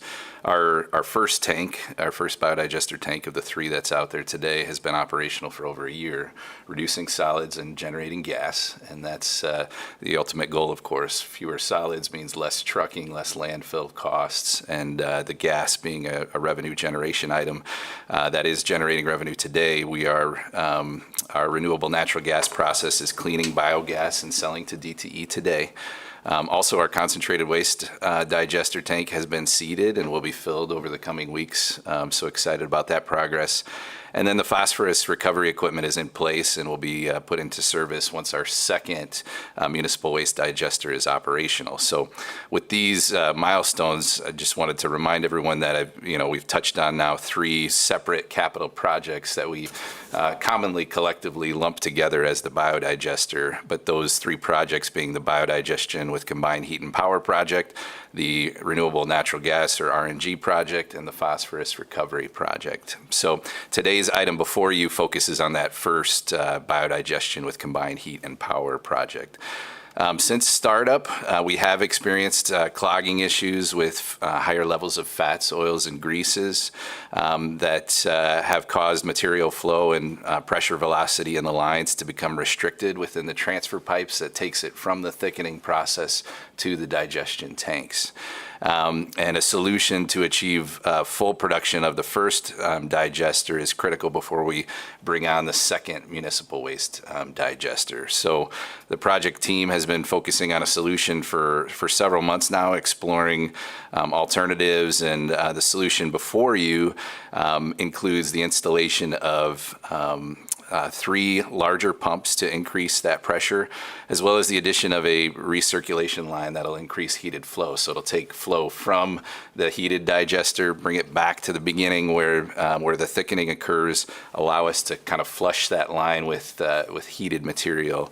There's also also additional flushing ports that are being added to aid in that process. Now, throughout this time, the ESD staff has been focusing on, other mitigation measures. They've added biological agents to the process to help, break down that grease as well, and that's proven effective at extending the intervals between cleanings. But we still require a significant amount of resources when these cleanings need to take place, and so this solution, we believe, is the right approach to avoid that continual effort. So the request before you increases the agreement with Chrisman, bringing the total biodigestion cost, project cost, again, that first of the 3, to $58,582,552. And that additional financing would come from the sewer system fund. Also want to note that lead times are currently estimated at about a year out, 50 to 55 weeks on pumps, and in particular the variable frequency drives, or VFDs, that drive those pumps. And so we're seeing supply chain issues across the construction industry, but in particular in this case. And so this resolution extends Chrisman's contract on account of that through the end of 2023 to account for that necessary procurement as well as installation. And with that, I'd be happy to answer any questions you may have. Any questions, colleagues? Okay. Go ahead and call the question. All in favor signify by saying aye. Aye. Aye. Motion carries. Thank you. Thanks. Next item on the agenda is a resolution awarding a contract with Nagel Construction for reconstruction of Norwich Avenue from Curve Street to Hayden Street in the amount of $2,091,716, with total amount not to exceed $2,828,970. So moved. Support. So we're seeking to reconstruct this stretch of Norwich. It's about a third of a mile. Existing water main will be replaced and water services, an estimated 44 of which are lead, along with new ADA ramps and sidewalk replacements. Work is set to begin in the spring of 2023 with substantial completion of next September. 8 bids were received, with Nagel providing that low bid of $2,091,716. That was slightly over, but within about $30,000 of the engineer's estimate. Nagel will be utilizing an 18% MLBE participation rate on their subcontracted work. So I'm asking for your approval of this award, with that total expenditure amount not to exceed $2,828,970 coming from the water system, sewer system, and vital streets funds. Okay. Questions? No? All in favor signify by saying aye. Aye. Motion carries. Thank you. Next item is 15, resolution authorizing city's share of cost with Grand Valley Metropolitan Council for pavement condition survey in the amount of $30,000 for 2022 and 2023. So moved. Support. So GVMC has a specially outfitted van that they utilize to survey and assess pavement conditions of our roads throughout our region. As the Metropolitan Planning Organization, they cover the cost of doing so on the federal aid urban routes. But while they're out doing that work, they also offer member organizations the opportunity to do the same on their local streets. And we utilize that information to inform our Vital Streets Asset Management Plan. So we'd like to continue doing that, and the estimated cost for that work is $15,000 for 2022, as well as again in 2023. So asking for your approval of this $30,000 amount from Vital Streets sources to cover the city's share. Okay. Good to me. All in favor signify by saying aye. Aye. Aye. Motion carries. 16, resolution awarding a contract with Hillard Electric, Inc. for emergency generator replacement at various fire stations in the amount of $1,156,815, with total amount not to exceed $1,363,740. So moved. Support. The fire department secured a FEMA grant to assist in replacement costs of emergency generators at various stations with a match up to $400,000. And while the department's master plans had a phased approach in going through and replacing generators, the grant funding made it to make sense to combine these into a single project. And all stations listed here have exceeded their useful life in terms of the generator in place. So 3 bids were received on May 17th, and Hillard submitted that low bid of $1.16 million for the project. And that was significantly over the engineer's estimate of $604,500. However, we reviewed this, looked at all facets. All the 3 bids were within a similar range of 1.16 to 1.39 million. The biggest contributor, or some of the biggest contributors that we've seen, are recent increases to copper and wire and conduit. That's gone up 200 to 300% over the past year alone. And as I mentioned, lead time in the biodigestion item, the same is true for the generators, 50 to 55 weeks. So contractors are accounting for that in terms of additional increases they're anticipating on other materials in that time frame. So we're recommending that you proceed with this award with that total expenditure amount of $363,740. We've applied 0 contingencies to this project cost, and the approach here will be that once the contract's awarded, we plan to eliminate 3 of the stations from the project by change order, in effect creating a contingency balance and more reserve. Those will be handled at a later date. So financing will come from the Fire Grants Fund and the Capital Improvement Fund. And happy to answer any questions. Okay. Questions? No. All in favor signify by saying aye. Aye. Motion carries. The next item is a resolution approving a financing agreement with the City of Walker for the design of Walker Water Main Looping Project in the amount of $125,000. So moved. Support. So the City of Walker is proposing to construct a public water main to complete system looping in 3 of their streets, as well as provide emergency interconnect between our water system and Plainfield Township's water system. This financing agreement covers the design of this project, the cost of which will be recouped by their rate structure. Current estimated cost of construction is $2,375,000. That'll come back to you in a future amendment once design is completed. Very good. Questions? All in favor signify by saying aye. Aye. Very good. Motion carries. Resolution awarding a contract with Nagel Construction, Inc. for installation of pedestrian crossing enhancements at various locations in the amount of $725,952 with total amount not to exceed $974,000. So moved. Support. We're seeking to upgrade crosswalks at 5 locations, including the one right out in front of City Hall here to DeVos Place, where a hawk signal will be installed, as well as rapid flashing beacons on Monroe at Camp Paw, Cherry at Ottawa, Division at McConnell, and Lafayette at Mary Free Bed. 2 bids came in on May 19th, with NAGO providing that low bid amount of $725,952. They'll be utilizing a 14% MLB participation rate. Their bid was slightly above the engineer's estimate of $690,000. Asking for your award or approval of the award to NAGO with that total expenditure amount of $974,000 coming from the Parking System Capital Fund as well as the Downtown Development Authority. Kudos to NAGO for their consistency around MLBE participation. I've noticed that for some time now. So if you could get that word back to them, I'd appreciate it. I'll pass that along. Thank you, sir. Yes. Yep. All in favor signify by saying aye. Aye. Motion carries. Next item on the agenda is 19, resolution awarding a contract with McGraw Construction, Inc. for structural repairs at LaGrave Fire Station in the amount of $354,960 with total amount not to exceed $449,330. So moved. Support. Last fall, staff noticed deterioration of a concrete encased steel beam that supports the southwest corner of the LaGrave Fire Station. So immediate action was taken to shore up the beams while a permanent solution was designed. McGraw, that design's been completed, and McGraw submitted the loan bid of $354,960 on May 10th. The engineer's estimate was $271,000, but recommend your approval of this award to implement the final solution with that total expenditure amount not to exceed $449,330 coming from the Capital Improvement Fund Facilities Management line item. Okay.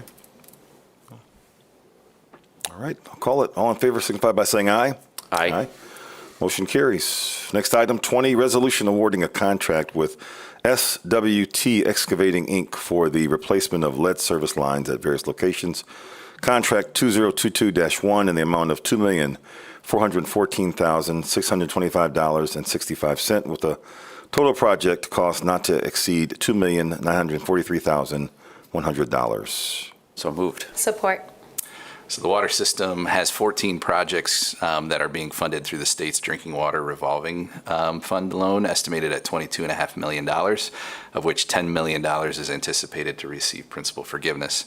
This is the first of also of 3 contracts at various locations throughout the city, replacing the lead service lines, with other 2 being bid this week.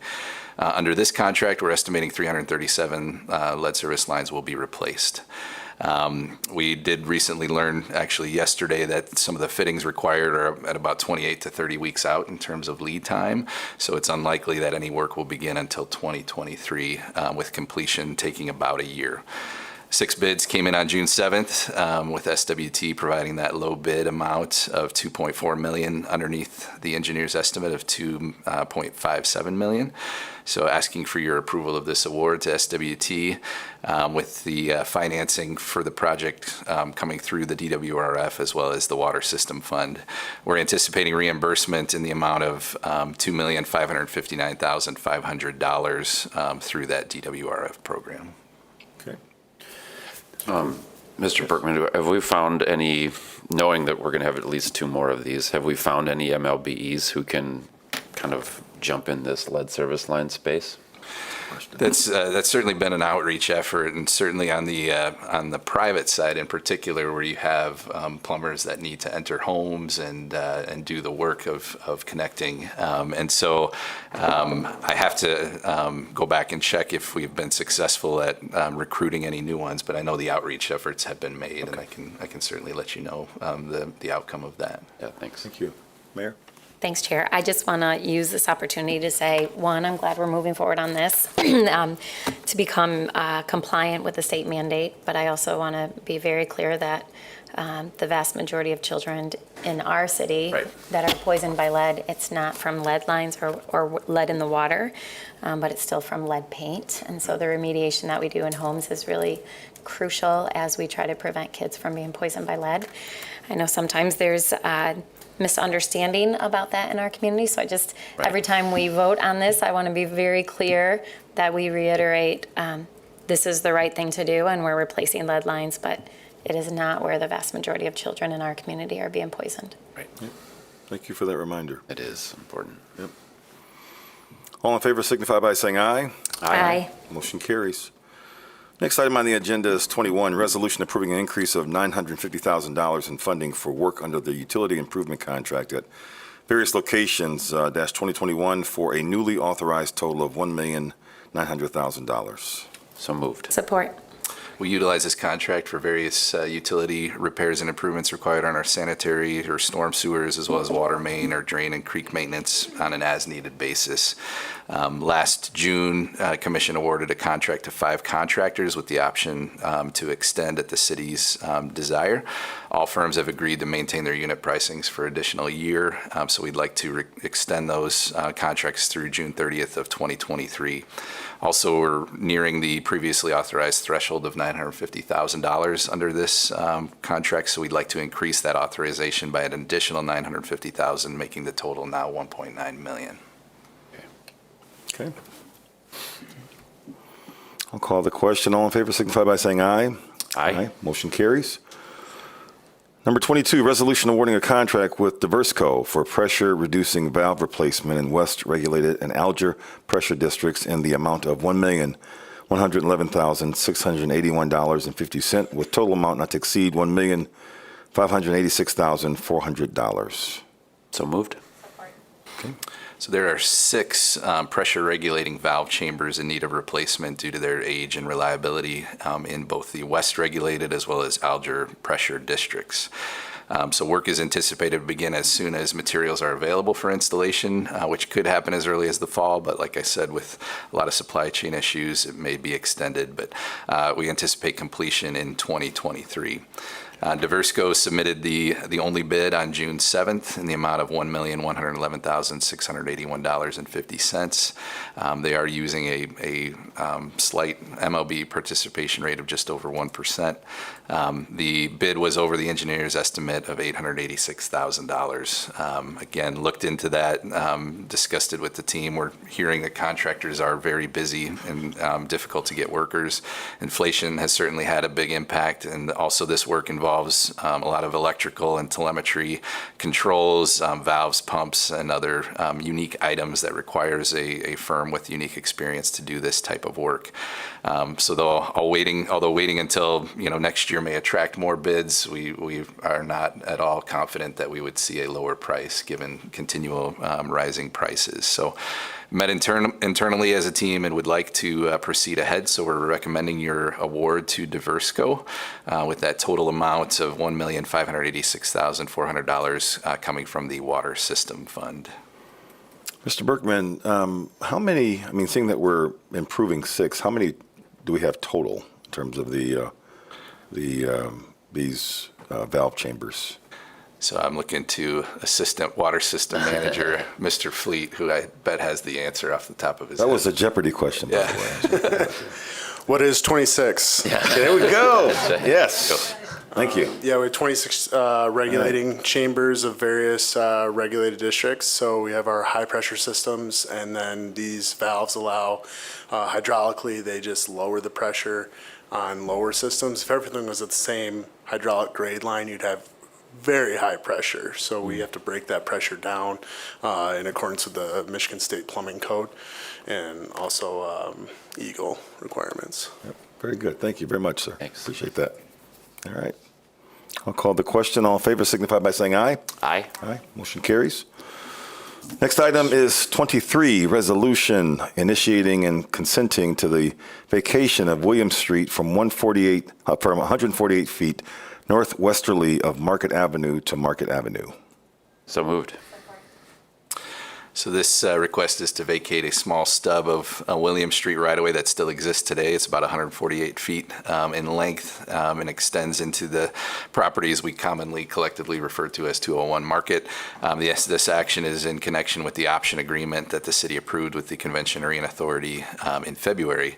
So this vacation, along with some previously approved vacations of Bartlett and another stub of Williams that was a little bit further beyond this one, will eliminate all existing public rights of way within the city-owned properties and facilitating a required step for anticipated redevelopment. Very good. Great. Okay. All in favor signify by saying aye. Aye. Aye. Motion carries. Next item, 24, resolution awarding a contract with McGraw Construction, Inc. for south elevator installation at Government Center parking ramp in the amount of $1,102,775 with total amount not to exceed $1,452,910. So moved. Okay. So this project seeks to improve access from our Government Center parking ramp to Calder Plaza. Currently, it's less than ideal. Those unable to utilize existing stairwells either have to exit on Monroe, travel around the block, or utilize the Ottawa level vehicle access. So project team explored multiple options to achieve this objective and determined that retrofitting the southwest stairwell was the preferred approach. It achieves accessibility to the plaza. It's located near the existing pedestrian ramps and was the lowest cost option. It's also mindful of the master plan for Calder Plaza in terms of the materials and location. McGraw submitted the only bid on June 2nd in that amount of $1.1 million, which includes an alternate for the installation of a rear opening at the top landing for future flexibility. This was over the engineer's estimate of $848,000. Procurement of the elevator is 30 to 40 weeks following approval, and that again ties into that kind of rising costs that are being seen. Substantial completion is currently estimated at May of 2023, but that's again entirely dependent on availability of materials and lead times. Project financing will come by the Parking Services Fund through ARPA funding. Very good. Thank you. All in favor signify by saying aye. Aye. Aye. Motion carries. Number 25 is a resolution approving an increase of $1,757,390 for a pretreatment system at the Lake Michigan filtration plant for a total not to exceed $17,696,390. So moved. So this is part of this significant project that's been underway for a few years now with Triangle Associates that consists of the installation of new pretreatment equipment at the Lake Michigan filtration plant. Throughout the course of the project, the teams had to deal, though, with some failures that were related to the renovations of the existing flocculation basins. There was some defective material and equipment, particularly in the 30 drive shafts that kind of slowly turn and mix the water to allow for the treatment process to occur. That resulted in some excessive leakage out of these basins. Now, all of these issues have been addressed and corrected by the contractor and their mechanical sub at no cost to the city. But given the experience of those failures and going through the process of addressing those and the critical process that these assets perform, the team is recommending that we do additional measures over and above what's been done by the contract to further increase reliability of the system. And now is the time to do so with the contractor on site and these basins being taken out of service individually. So the work will include installing two bearings, one on the wet side of the wall and one on the dry side, as well as the installation of new stuffing box, which holds back the water around the shafts for all 30 flocculation shafts. And again, this is over and above the original scope of the work, but we feel it's the right approach and the right thing to do at this time. So asking for your approval of this $1.76 million increase to the project, with the financing coming from the Water System Fund. Very good. All in favor signify by saying aye. Aye. Aye. Motion carries. Next item is 26, resolution approving an agreement with MDOT for the reconstruction of Ottawa Avenue from Newberry Street to Mason Street and from Walbridge Street vacated to Coldbrook Street, and authorizing $2,374,823 for the local share of project costs. So moved. So this is the agreement with MDOT for our next project on Ottawa that will reconstruct these two segments between Newberry and Coldbrook. Project will include new curb and gutter, bulb outs at the intersections, ADA ramps, sewer separation and other storm improvements, water main, and 35 street trees. We're anticipating that MDOT will receive bids on July 1st for the project. Total expenditures are estimated at this time at $2,766,930. That includes an STPU grant through MDOT of approximately $784,000. And I also want to note that a portion of the federal funds committed to the project are not available this fiscal year through the state. So part of the agreement, we will be advancing $107 of that amount, and that will be reimbursed at a later date per the terms of the agreement.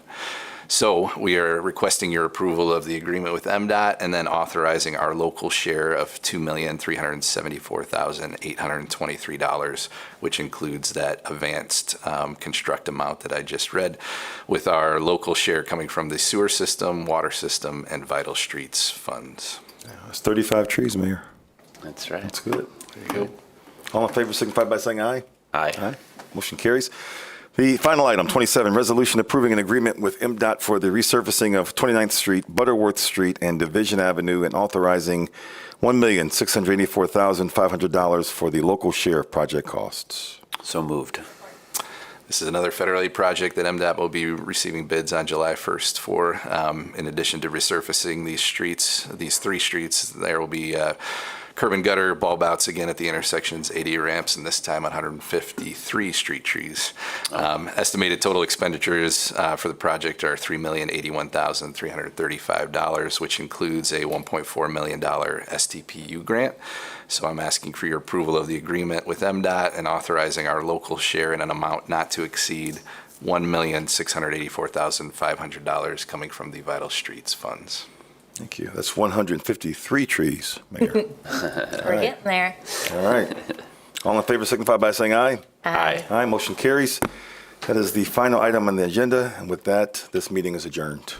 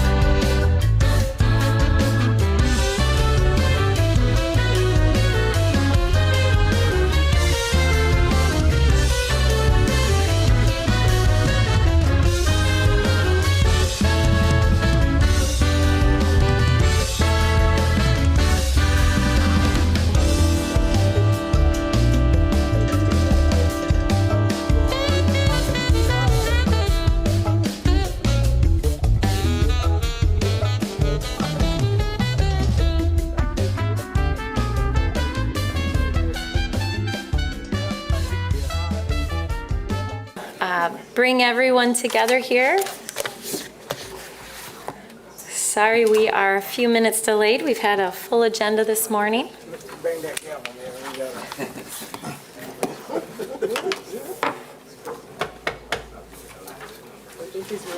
All right. All right, we're going to call our Committee of the Whole meeting to order this morning. So Commissioners, let me walk you through what's before us today. We have a number of action items before us. We do have two important briefings, one of them on participatory budgeting, as well as a briefing on our work with the Grand Rapids Aspen Institute project. And then, Commissioners, I'll be calling for executive session.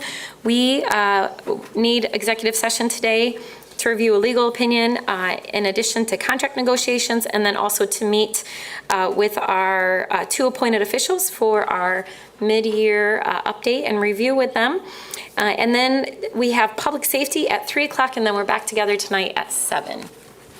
So that is a lineup for today. And so we'll start with the very first item before us. It's a resolution approving a request from I feel like I'm not pronouncing that right. Nanla Burger, I should have known it was before us at DDA, for a new Class C redevelopment liquor license to be located at 449 Bridge Street Northwest. Can I get a motion? So moved. Support. All right, moved and supported. City Clerk, anything to add on this item? Nothing much, except that, once again, we're another redevelopment liquor license, which we keeps adding to our number of liquor licenses. But it has all the approvals that it needs from all the other departments. Yeah, thank you, City Clerk. And we did review this and approve it at our recent DDA meeting. This is an establishment that is locally owned. They have a place in Kalamazoo, and they're opening up a second location here in Grand Rapids. So we're delighted to have them here over on Bridge Street. Commissioners, any questions or comments? All right, all those in favor say aye. Aye. Those opposed? It carries. All right, next that will take us to a resolution approving City Commission Policy 900-63, disposition of city-owned property, and repealing City Commission Policies 900-41, 900-22, and 900-27. Can I get a motion? Support. All right, moved and supported. And Commissioners, it's my understanding Mr. Gracia is actually going to provide a overview and PowerPoint presentation on both action items 2 and 3, but I need to take those separately. Is that right, Mr. Gracia? That's correct, yeah. Mr. Kirkpatrick will join for the second resolution. Okay, great, wonderful. One presentation will run completely through. Okay, sounds good. Yes. Okay, good morning, Commissioners. This morning, we're bringing back this City Commission Policy 900-63 for the consolidation of the disposition of city-owned property. If you recall, we presented this at the May 24th Committee of the Whole, and there were some directed to come back for more discussion and some clarifications through the policy, and we have taken all those items in consideration, and we'll provide an update on that in this presentation. So first, again, we want to note the collaborative effort between the Economic Development Office, Community Development, and the Housing Practice Leader, Mr. Kirkpatrick, on reviewing this policy for consolidation. And again, we're consolidating these 3 existing policies into one. And again, there is no significant changes pertaining to non-residential property disposition. And again, we're retaining a majority of those policies and practices from those other consolidated policies. And we improved a couple items that I want to highlight. So first and foremost, we highlighted affordable housing for sale being at or below the 80% AMI, and then for rent at or below 60% AMI. And we also refined those requirements for submitting a proposal for purchase of the property to ensure that the project is viable. And we are providing for a 12-month option period instead of a direct sale, again to ensure that the property, when it is conveyed, will be completed or has substantially started. If the proposer has a other suitable property or has another project that has been recently conveyed in the past and hasn't made significant progress, that proposal will not be considered. And again, also providing third-party delegation specifically to the State Land Bank Authority as it stands today. And again, significant changes to this are really focused on the disposition of residential property.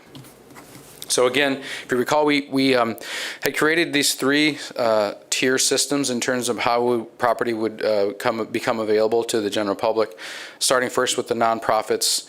Again, for that first 6 months, we still, the staff recommends with our housing practice leader and with our community development office, we believe that 6 months should be reserved for those nonprofit affordable housing developers. Begin a cost of rising construction costs, and also the translation for those rising construction costs will require 125% AMI without a subsidy.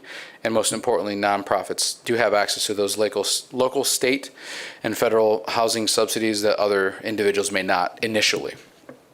Taking consideration after those initial 6 months, between the 6-month and 1 year mark, we are making properties available for those outside of the nonprofit affordable housing developers. And again, we understand there are subsidies which may exist outside what is specifically available to nonprofits. But we also want to give an opportunity for unqualified nonprofits to become qualified through that performance. And that, again, that is highlighted specifically in the policy itself in terms of ensuring that we provide accessibility to these properties for new folks to become affordable housing developers. And then after that initial year, these properties will become available for any residential use, but we still have some priorities. Now, again, affordable housing is the number one priority in this process, and so it is prioritized. It is not required, but will be prioritized, and I'll explain that scenario in the next slide. But again, this is also recognizing the need for housing at all price points and limitations on affordable housing funding, and helping reduce our ongoing maintenance costs to maintain these properties that we've had to carry over the last few years. So this is the most important changes that we had as we heard your feedback at the last committee of the whole, in that we are using these four particular rankings to assess any proposal that is received for available residential property. So again, we'll start with affordable housing as being the number one priority, followed by home ownership, and then local ownership and emerging developers. I also want to point out there are additional consideration, again, that we are aligned with our city strategic plan, increasing home ownership rates for households of color, increasing property values, and improving conditions for neighborhoods, and insisting in implement of community development programs and goals. So just a quick example how this would work. So if we would have two competing proposals that would come in at the same time for a same property, again, we would be looking at affordable housing first and home ownership as another priority.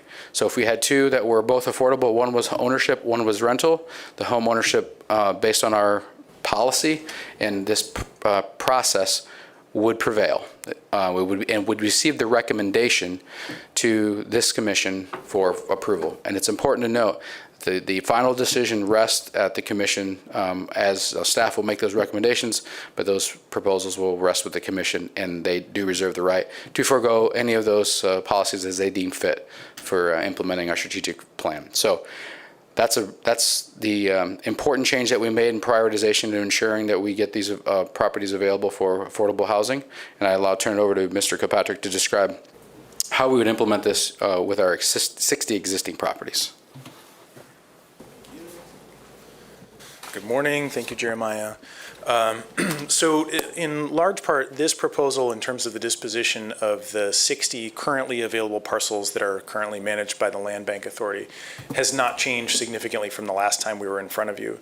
A couple of things that I want to make sure to highlight are that of the 60 parcels currently available, 58 of those are vacant lots.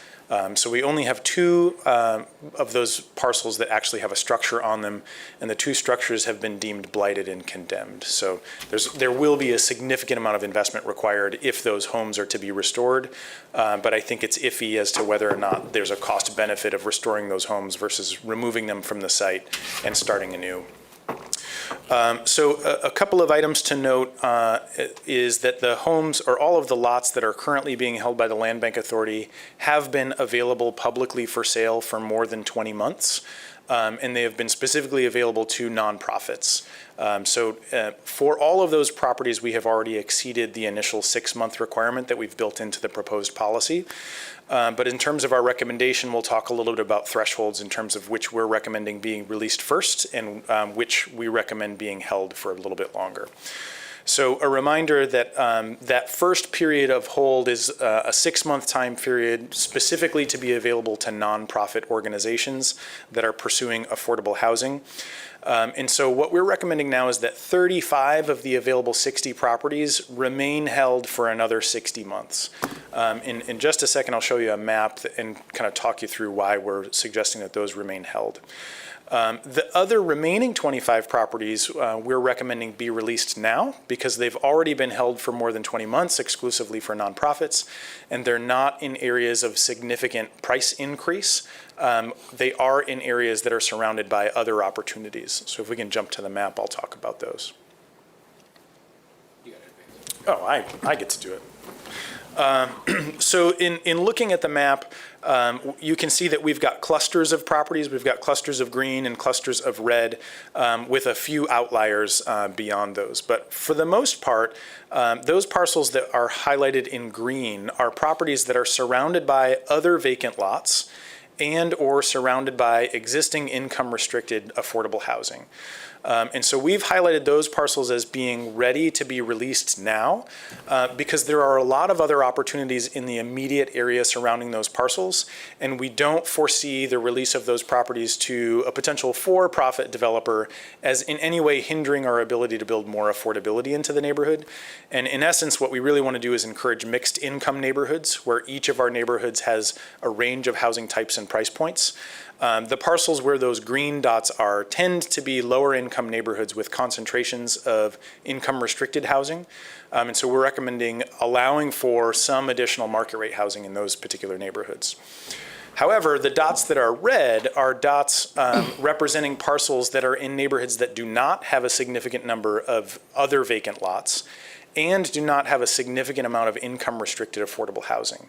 And so what we really want to make sure of is in those neighborhoods where we're seeing those red dots, we continue to hold those parcels for at least another 6 months exclusively for nonprofit developers who will pursue affordable housing, because we don't see an opportunity to get a significant number of additional shots at more preserved long-term affordability in those particular areas of the city.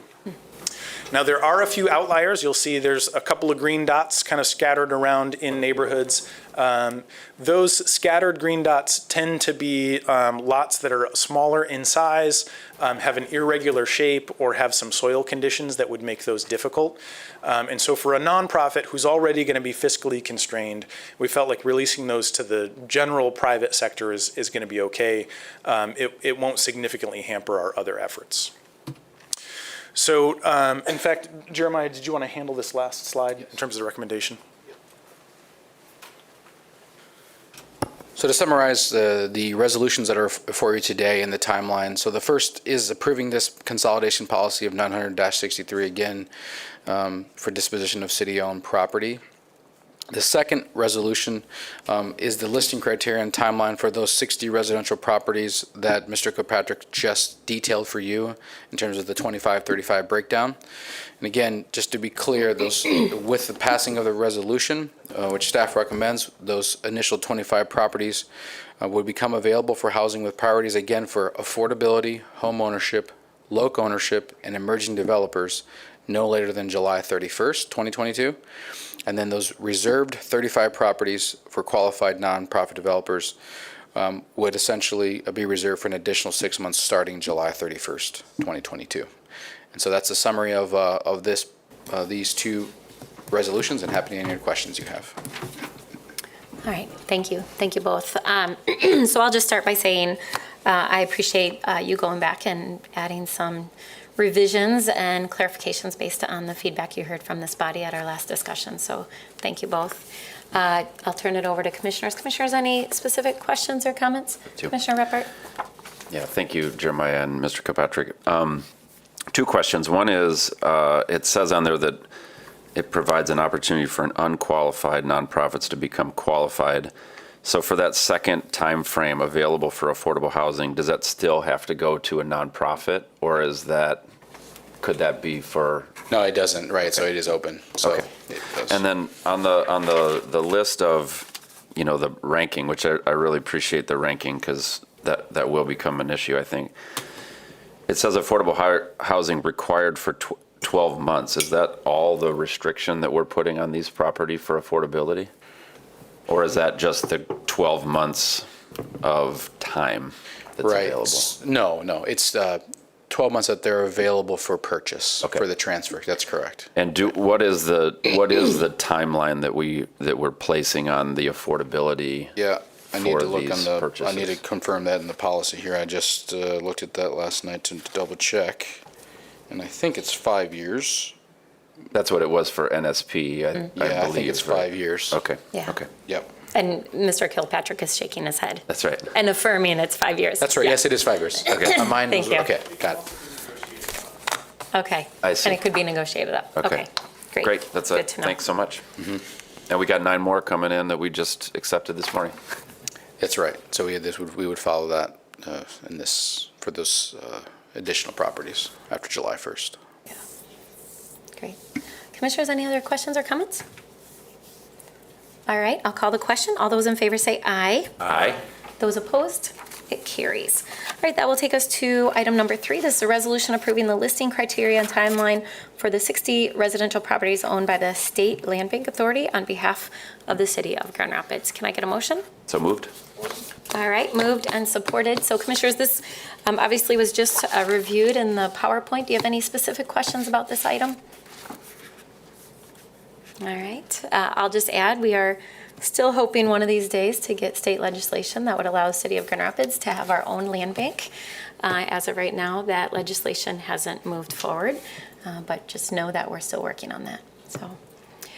All right, with that, I'll call the question. All those in favor say aye. Aye. Those opposed? It carries. All right, next that will take us to a resolution approving collective bargaining agreements, a collective bargaining agreement with our crime scene technicians and latent print examiners. Can I get a motion? Support. All right, moved and supported. City Manager, do you want to start this, or would you like me to call it Mr. Deering? Mr. Deering does not look like he has any desire to come and brief the commission this morning. Are you parked there, sir? Okay, I'll do it. So, Mayor, thank you for... I think City Manager can handle it. If we have questions, we may call you up. Yeah, thank you, Mayor, for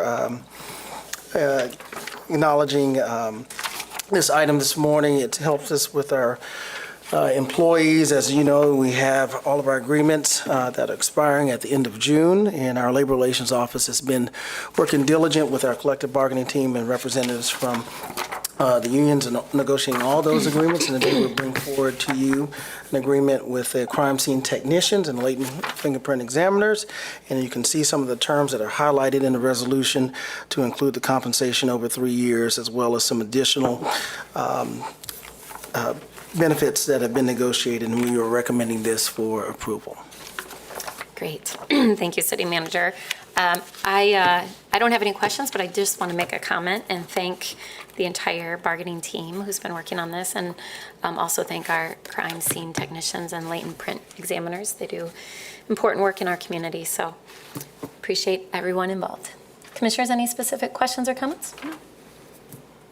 All right, all those in favor say aye. Aye. Those opposed? It carries. All right, Commissioners, that will take us to our, before we go to our briefings, I think I'll call the question for executive session. City Attorney affirmed that we will have all of our executive sessions today in the City Attorney's library.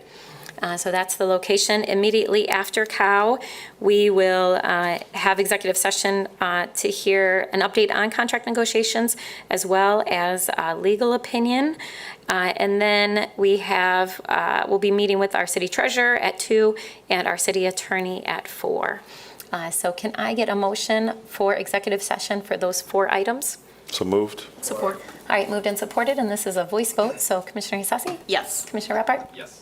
Commissioner O'Connor? Yes. Commissioner Jones? Yes. Commissioner Moody? Yes. And I am a yes.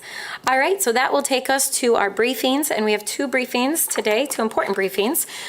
The first one being an update on our participatory budgeting process.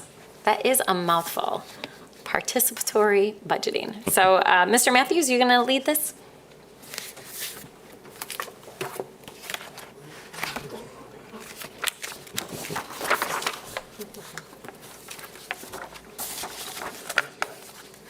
The answer is yes. I didn't see that number 1 and number 2 had been transposed since the last agenda item that I had looked at. We just thought you wanted to take the Luke Canfield stroll across the room. Yeah, I should have been a little bit more casual in my stroll across the room.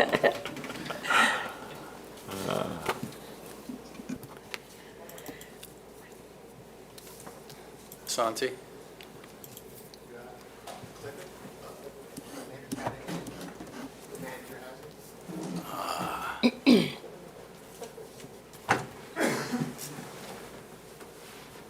As Mr. Matthews sets this up, I'll just start by thanking everyone who has served on the Participatory Budgeting Committee. Up until now, a ton of work has gone into this process, and we're grateful for their service as well as some of the foundation support to help us work through this new process and hopefully have really great outcomes. So I'll now turn it to Mr. Matthews, who's led the charge here from City Hall. Sure. Well, first of all, thank you for that, and thanks to the entire commission for being supportive of the activity. As we committed, we wanted to make sure that we provided you with some periodic updates, particularly as we hit certain milestones along the process. So as we made it through budget, I wanted to come back and talk to you about where we are with this process. So just a reminder on the implementation schedule, we started back in the summer of last year. We've been soliciting ideas from the community really since December of 2021.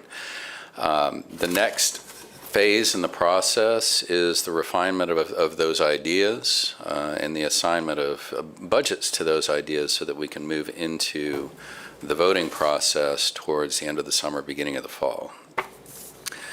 So a few notes here on what we've gotten so far out of the process. Of course, participatory budgeting is designed to be very intentional in getting people involved across the spectrum, with particular focus on getting people involved that maybe haven't been involved in our processes before, and making sure that that representation is representative of the community as a whole.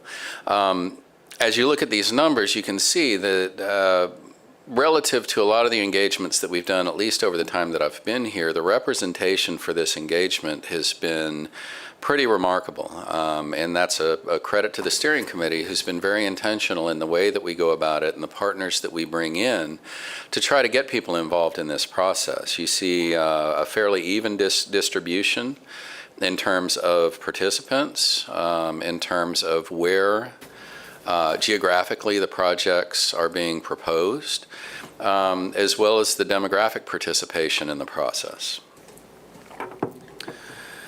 I wanted to bring this forward. While we had 969 participants to date, you'll notice that we have 432 ideas submitted. What we're learning is that it seems that there's a lot of people who want to voice what they feel is the most important thing to invest in, but they maybe don't necessarily have a specific idea to bring forward. So we're seeing a lot of people that'll come in, tell us what their priorities are, and then exit the survey. This is still good information because that's going to help guide the steering committee in terms of how do they prioritize the projects that have come in the door. This has changed pretty significantly from the beginning of the process to now. Housing affordability, though, has stayed right at the top, followed by healthy childhood environments and evidence-based violence reduction strategies. So right now, we're currently reviewing all of the ideas to determine their feasibility, their eligibility according to the ARPA guidelines, as well as the clarity. In some cases, we have good ideas that don't necessarily have complete explanations. So we're dividing up the projects right now into those that are deemed complete, those that we feel like we need to do some follow-up on, and those that are either incomplete, ineligible, not likely to move forward in the process. We're now recruiting our budget delegates. So by design, and I just want to note this, there was something that was shared with me from the Participatory Budgeting Project in our early discussions, and that was to remember that the process is part of the product when you're doing participatory budgeting. So by design, residents actually participate with experts and staffs to refine those concepts and those budgets. And the whole idea is to get residents more familiar with how we operate as a city. How do you put together a project? How do you organize these things to get them done? We had almost 150 people that expressed interest in providing that support over the course of the ideation phase, and we're currently actively recruiting to add to that number, figure out who is still interested in doing that work. It is a compensated opportunity. And then orienting those folks, getting them trained up so they can start that work in July. So our future steps, I mentioned the project refinement, that's qualifying the projects. The other thing that I've seen as I've looked through is there's a lot of projects that are very similar in nature, and there are some opportunities in those cases to take those projects, combine and consolidate them into a single strong project that we can put forward for a vote. Also establishing a reasonable scope and budget on each one of them with the goal of getting down to about a dozen projects per ward that folks can vote on. That process will be a 6-day voting period, and we're going to be holding voting sites and locations within each ward to try to maximize participation in that process as well. That will include another round of community partnerships with our community organizations to help get that work done. Now, this is, as I mentioned, as much a budget process and a project process as it is a community engagement process, and we're learning a lot through that. But I wanted to note some of the other things that we're doing on the community engagement front. Some of this was discussed as we moved our way through the budget process, and some of it has been discussed since then. We did receive our community survey results, and we're going to be bringing those back in July to talk with you as a commission about the results, how they compare to what is now a pre-pandemic survey of the community as opposed to a mid to post-pandemic survey of the community and their feelings about community services across the board. We're also in discussion with the National Civic League. One of the things that we talked about in the executive office is moving through what we have with Mr. Lioya. How do we create opportunities to have kind of extended, meaningful conversations about safety in our community as it relates to our values, as it relates to our priorities? So the Civic League has a number of fellows on their roster that have done this work in other communities. And they have an interest in bringing some of those fellows forward, possibly working with WMCAT and public agency to organize some in-ward engagements and healing discussions that we can have as a community to help chart our path forward as we move through that. We did get our posting for our full-time community engagement staff here in equity and engagement, so you'll see that coming on July 1st. If you all recall, I think every budget work session we've had, I've mentioned that really to advance this work, we've got to have somebody that's coming to work every day thinking about it. So we're excited about that. That's going to give us the opportunity to build our community engagement framework for the organization to train people up and be more thoughtful and intentional about the way that we go about our community engagement work. In addition to that, we've created a full-time temporary role in the Office of Public Safety Accountability, specifically for community relations as well, moving into this budget. And then the last one, I just signed off on a substitution to create a full-time role in Public Works. And the reason why that is important, number one, we talked about some of the needs that we have in terms of a community discussion about our recycling and collection systems. But part of that is also just outreach and engagement with the community on waste reduction, recycling, to make sure that we're continuing to bang that drum and build awareness around those things. So there's just a few of the investments and the activities that we have coming up that are also related to community engagement, much like participatory budgeting is. The last thing that I want to mention is we have A new person helping support the work. You remember we had some foundation funding that came through. Part of that funding came to the city. Part of that funding is being channeled through the Urban Core Collaborative. UCC has helped us bring somebody on who's done this work, who started as a casual observer of participatory budgeting in Queens. Who then became an active participant in participatory budgeting in Queens and then moved on to actually help run the budget for one of the borough commissioners. So we have Kenny Madrano here. He's on contract through the end of the process, and I will say has been already in the short time that he's been providing support and extraordinary help in providing guidance and focus through this as somebody that's done it several times at this point. So at this point, I wanted to open it up to questions. Kenny's here as well, if you have any questions specific to him and his experience. All right, great, thank you. Sure. I guess I'll start with the first question. In the additional notes on engagement, I'm glad to see this list, and I'm wondering if there are more details of what the plan is and timeline and how we're gonna communicate with the public about these opportunities for engagement, particularly the ones around engagement with equity and healing. So maybe you can elaborate a little bit more on that? At this point, we're still in the planning phase, so the Civic League has reached out to their fellows. I'm now working to connect the Civic League and their fellows with our team plus WMCAT to have a conversation about exactly what that design is going to look like. Okay. That's not to say that we don't have a design, and in fact, at Public Safety, you're going to be learning a little bit more about that, as well as, I believe, the presentation after mine is somewhat related with the Aspen Institute work. So it's something we've been working on. We're going to be talking about a little bit more at Public Safety. We don't have specific dates, times, locations, things like that, but we do have a framework that we want to work from, and that's something that we're going to be talking with you about later this afternoon. Great, thank you. I think all of us are eager to start to have those community conversations, so thank you. Colleagues, Commissioner Isasi? Thank you, Mayor. Thank you, Mr. Matthews, and for presenting, and for all those that have been actively involved in this work, sharing and building up relationships. My question kind of comes after the voting process. So I know you talked about refining to 10 to 12 in the voting. And I think one of the pieces on community engagement is, somebody's like, I put my idea out there.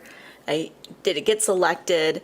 But to let people know that there is hopefully a circular process, so that maybe if it wasn't selected, or maybe it's something we're already doing, how will that information generally be shared with our staff in all of the departments across the city, so that they can be aware of what people were sharing through this process? Once we get to that point, so there's a couple of things there. One, we are publishing all the ideas regardless of qualification right now. So anybody can go to the website and they can see the full list of ideas. We're updating that periodically. We want to be able to, once we've worked our way through all of the ideas over the next couple of weeks, we want to be able to reach out to everybody that provided contact and say, your project's moving forward, your project's not moving forward, and here's why. There are likely going to be some projects in there that maybe don't meet the qualifications, but they're still perfectly valid ideas.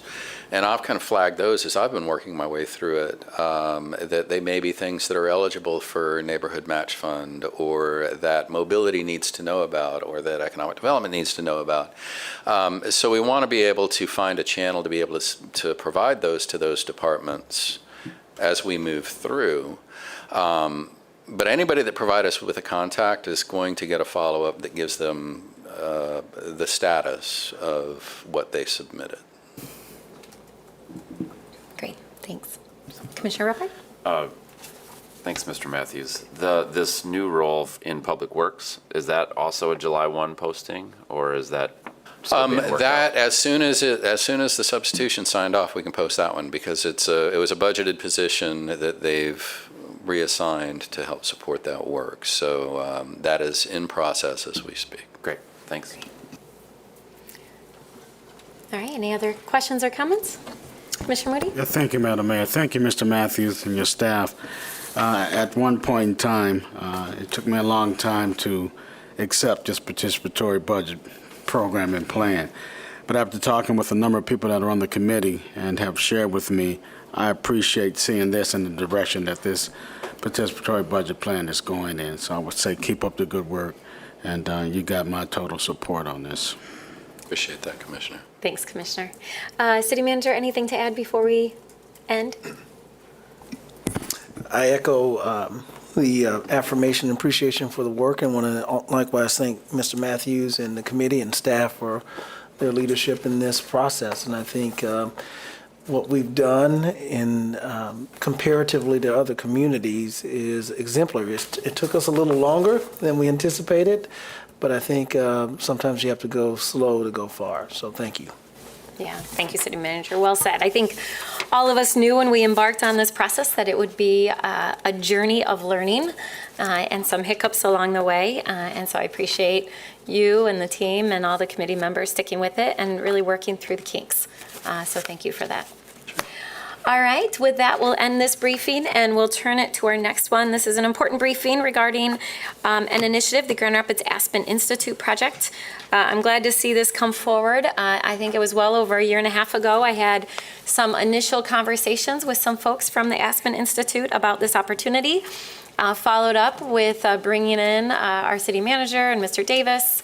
And so I'm glad to see that the work has progressed over the last well over a year. And where we are today. So this is an important update about an important project for our community. And I will turn it to our city manager to take it from here. Mr. Kane, can you pull up the slides that I'll be using? I think that's the slides from the Aspen Institute.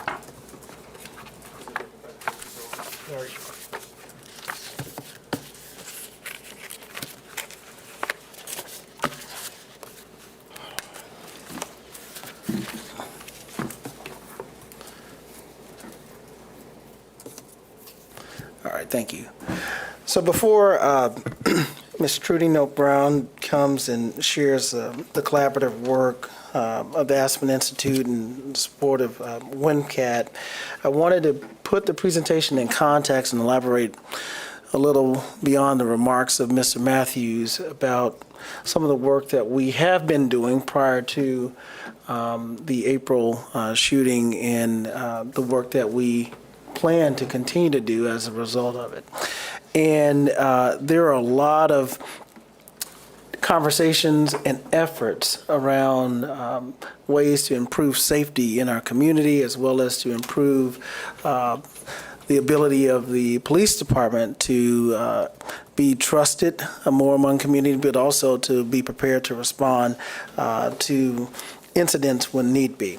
And so we are foremost looking forward to Chief Winstrom's evaluation of the police department and his recommendations that will be made at the Committee of the Whole on July the 26th. He continues to do that work. I shared that during the budget briefings. And we are looking forward to his recommendations and evaluation as the new chief coming in. In addition to that, we have began engaging a refugee and immigrant community that began with, some of you were present at the partnership that we had with Glimpse of Africa in May, but we followed up and had subsequent meetings with members of those communities that was interested in engaging in various opportunities with the cities through boards and commissions and task force. And we've also been continuing a dialogue with members of the Congolese community, specifically pastors, around ways for which they and their parishioners can engage in some of the work of the city. This is in addition to the work of the Safe Task Force, some of that work you considered today during this morning's fiscal committee meeting, and it'll be on the agenda tonight, about ways to improve safety and reduce violence.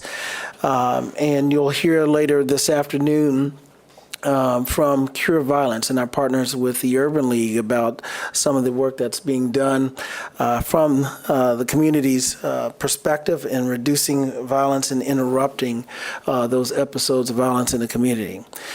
We are also embarking on, once the fiscal year starts and the funding's approved, to expand the type of training that our police officers are able to experience and do it in a way that is both community informed and community engaged, where the members of the communities is actually helping in both the design and delivery of the training. And we think that will help us both improve safety as well as build trust in our community.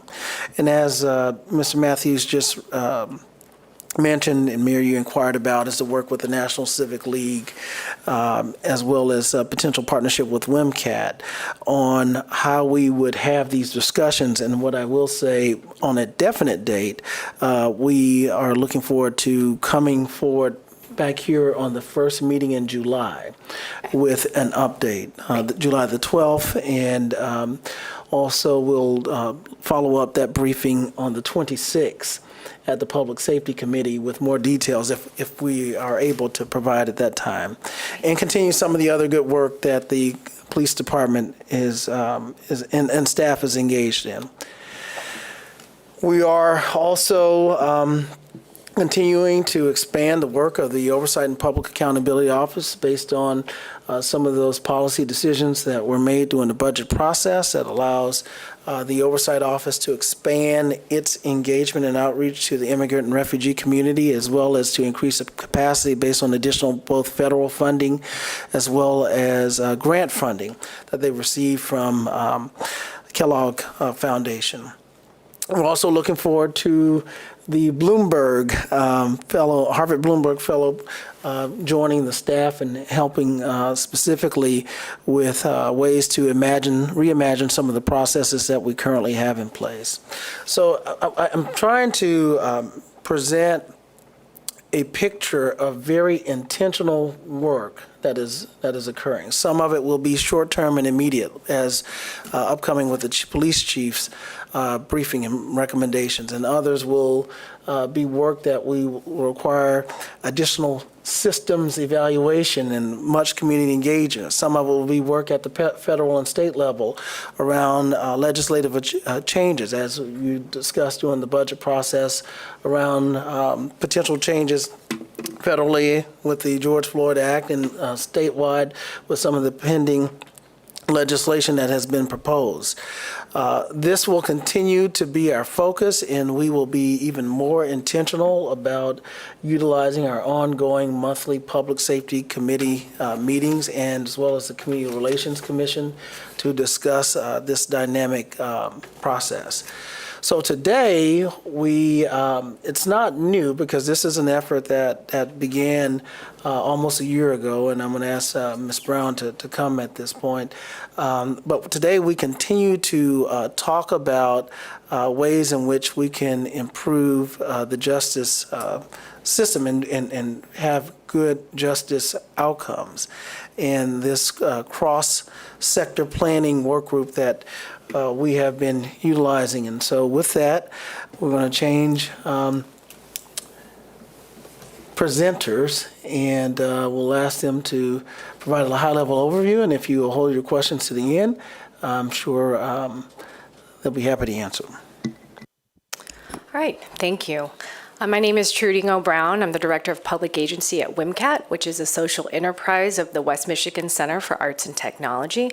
I'm joined today by Joe Marigill, who is a board member of the American Civil Liberties Union, who is also the co-chair of the initial planning group for the initiative that I'm going to talk about today.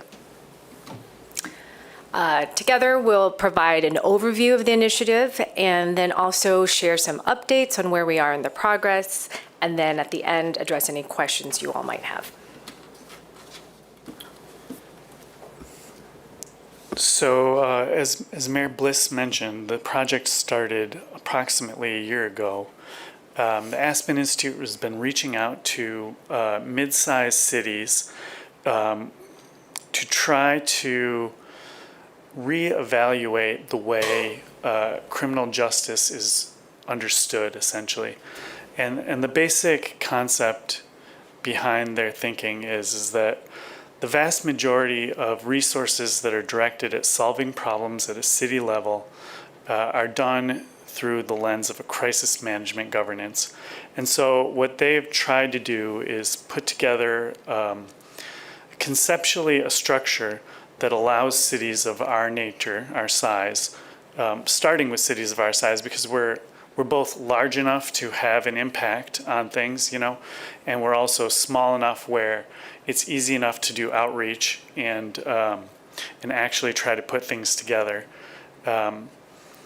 So reaching out to cities our size, they secured some grant funding, which has allowed us to put together a cross-sector group of other organizations, and we're trying to essentially review the system, the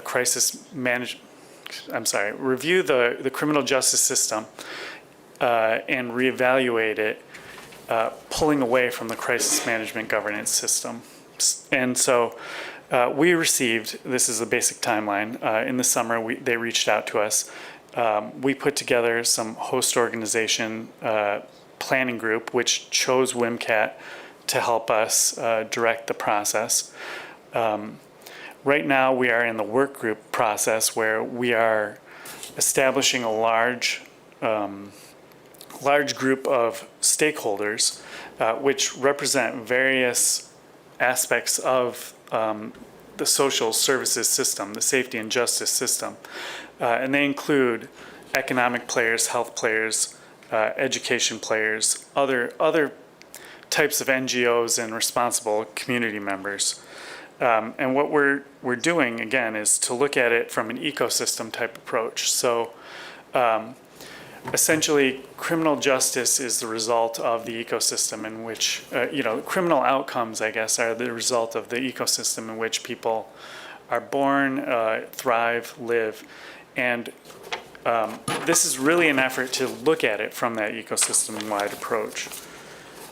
So rather than focus just on criminal justice outcomes, we are looking at the interrelationships between things like economic growth, health, education, social services, and so on.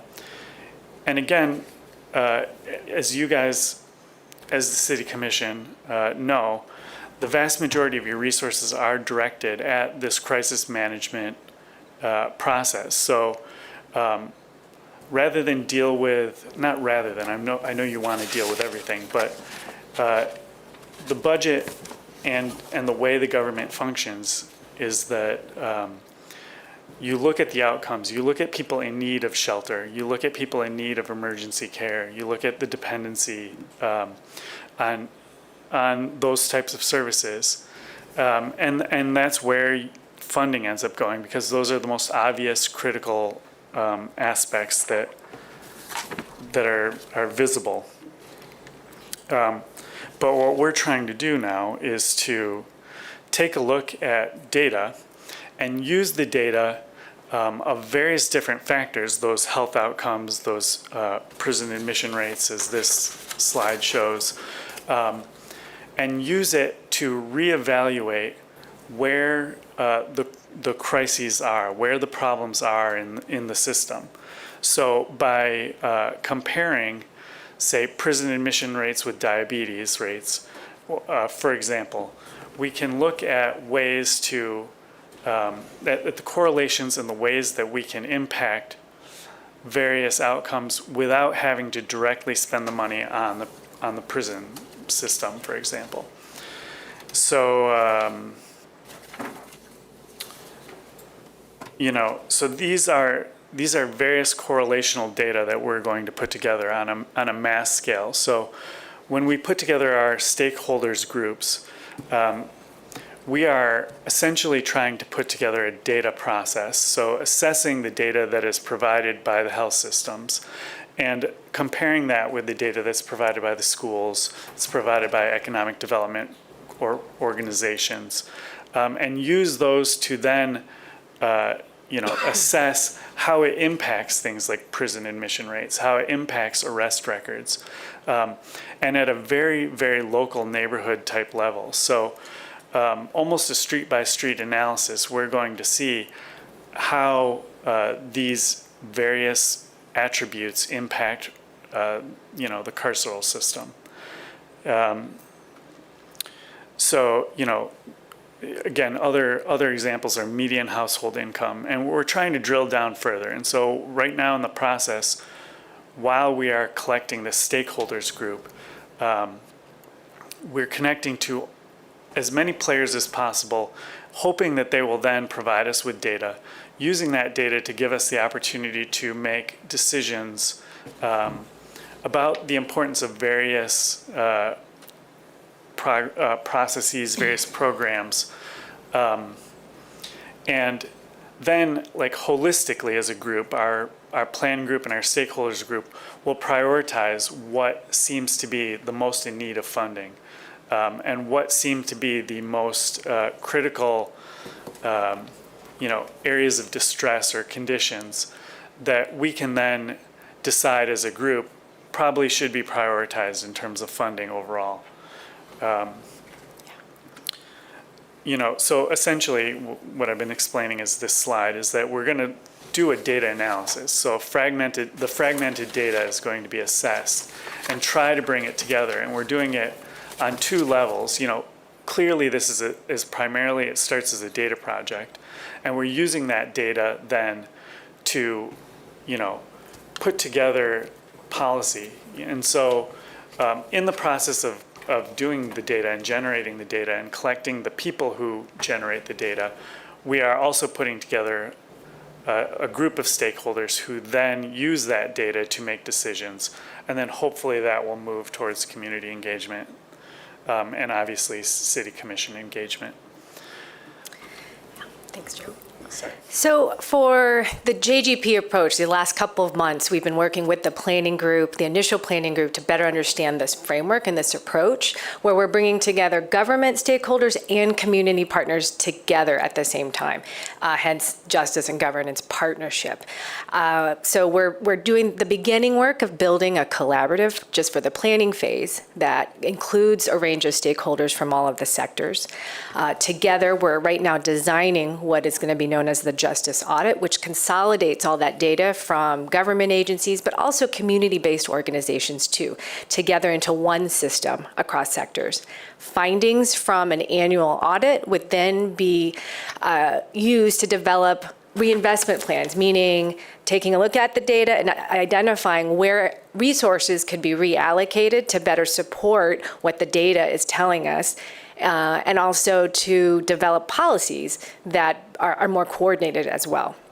And then finally, the last component would be an organization that would serve as a backbone to guide the work for multiple years. This is not a one-off project. This is not a research project that is going to be delivering recommendations to any one agency to move forward, but it's meant to be to continue for multiple years and to invest in local capacity to continue the work beyond the grant. The hope is that we're consolidating all this knowledge from agencies across sectors, but also the experiences at the community level from those who know best. We have so many organizations. We just saw some context of those organizations and the work that they're already doing. How do we bring that knowledge together, informed with data, and perspectives also from the practitioners in the justice system too? How can we take all of that together to make more, again, coordinated and informed policies to improve the experience of safety and justice for all residents at the neighborhood level?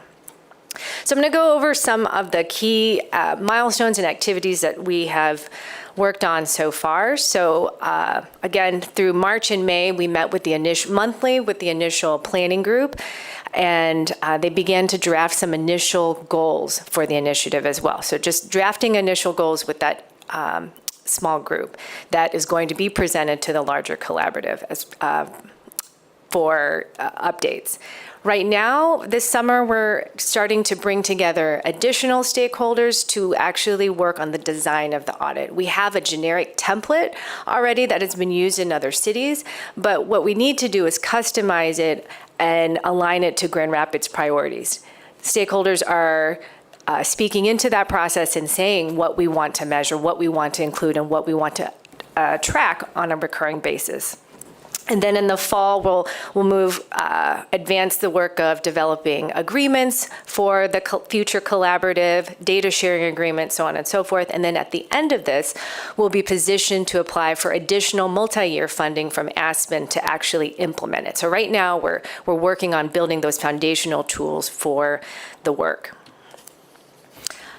All of this work requires a coalition that needs to be broad and deep. And so the initial planning group does have some folks that are actually here in the room representing the sectors here in these large blue bubbles. But we want to engage even more as we expand and work on the design of the audit. We've been very intentional and very much when Mr. Matthews was talking about the participatory budgeting engagement and that approach, we've been doing that strategically for this work as well, starting with the planning group, having them identify stakeholders that should be involved, and continuing to do that each time iteratively with stakeholders, then identifying other organizations, other agencies who need to be involved. So right now, I'm sharing with you a generic model of a social collective impact approach where you have a leadership or steering committee supported by a backbone organization that then works with community partners to move forward an agenda. Right now in the planning phase, we're developing what that agenda is. And WMCAT currently is the backbone support for this work. The planning work group is serving as the steering committee, providing oversight and guidance during this planning phase, and they're working on that initial theory of change or goals for the initiative that will be principles for the implementation phase. They've also been critical, volunteering their time to come to the meetings, do the pre-work, and identifying other people to bring into the initiative. And then, like I said, this summer, we're expanding to community partner work groups that are working on these specific categories of information that we're trying to include in the audit. And so we just actually kicked that off last week, and we had over 40 people there that were working already in the respective work groups to identify what kind of information we want to include. I'll have a list later of the different organizations that were represented, but what was really great about this is, like I said, we have government partners, but also community stakeholders as well in the same room, and trying to come up with a shared definition of what safety and justice might mean, working towards that. These are the three different work groups that we have. One is related to that crisis management governance, thinking about what are the responses to those chronic insecurities in health, housing, education, and what does that look like in neighborhoods. We've got another group, Geography of Safety and Justice, thinking about what assets already exist related to violence prevention, healthcare, mobility networks that create the conditions for safety. And then we have another group of practitioners in the criminal justice system mapping out the case processing system so that we can identify where opportunities for strengthening could be in that process. Here's an example. We each time, the hope of this is to show advancement. We know collective impact work can sometimes feel slow, and we're spending a lot of time orienting folks, but we've been real intentional about trying to advance the work with whomever is there and whoever is involved at that particular time with stakeholders. We've created a way where they can contribute to moving this forward. So here's an example of the crisis management governance data portrait, as we call it. And so the work groups came together to look at the types of information that are in those categories on the right-hand column, those elements. So when that group came together to talk about criminal justice, they identified additional elements to include on there that they would like to see that are related to those crisis responses. They identified some additional data points connected to the health services that are provided, school discipline, income supplements, and et cetera. And so the next iteration of the work group will then dig deeper into each of those sub-elements and identify who already what do we mean by summons and traffic stops? Who already collects this information? Can we get it on a recurring basis? Because that's the key here. This isn't a one-time research effort, but it needs to be able to be collected on an annual basis at least. Similarly, this is the geography of safety and justice, a lot more extensive because now we're talking about mapping assets that currently exist. This was a sample data of mapping chronic illness with the availability of services provided by a federally qualified health center. So that is represented by the dots there. So that's just a sample of what we're moving towards and trying to iterate and get to through these work group sessions. Here's a list of some of the organizations that have been engaged so far in work groups and in the planning group. And we are continuing to reach out and expand this group, but this is just what we've had so far at that first meeting. And I've talked a lot about institutional and agency data. There is an intention to include resident voice and perspectives as well through surveys and focus groups.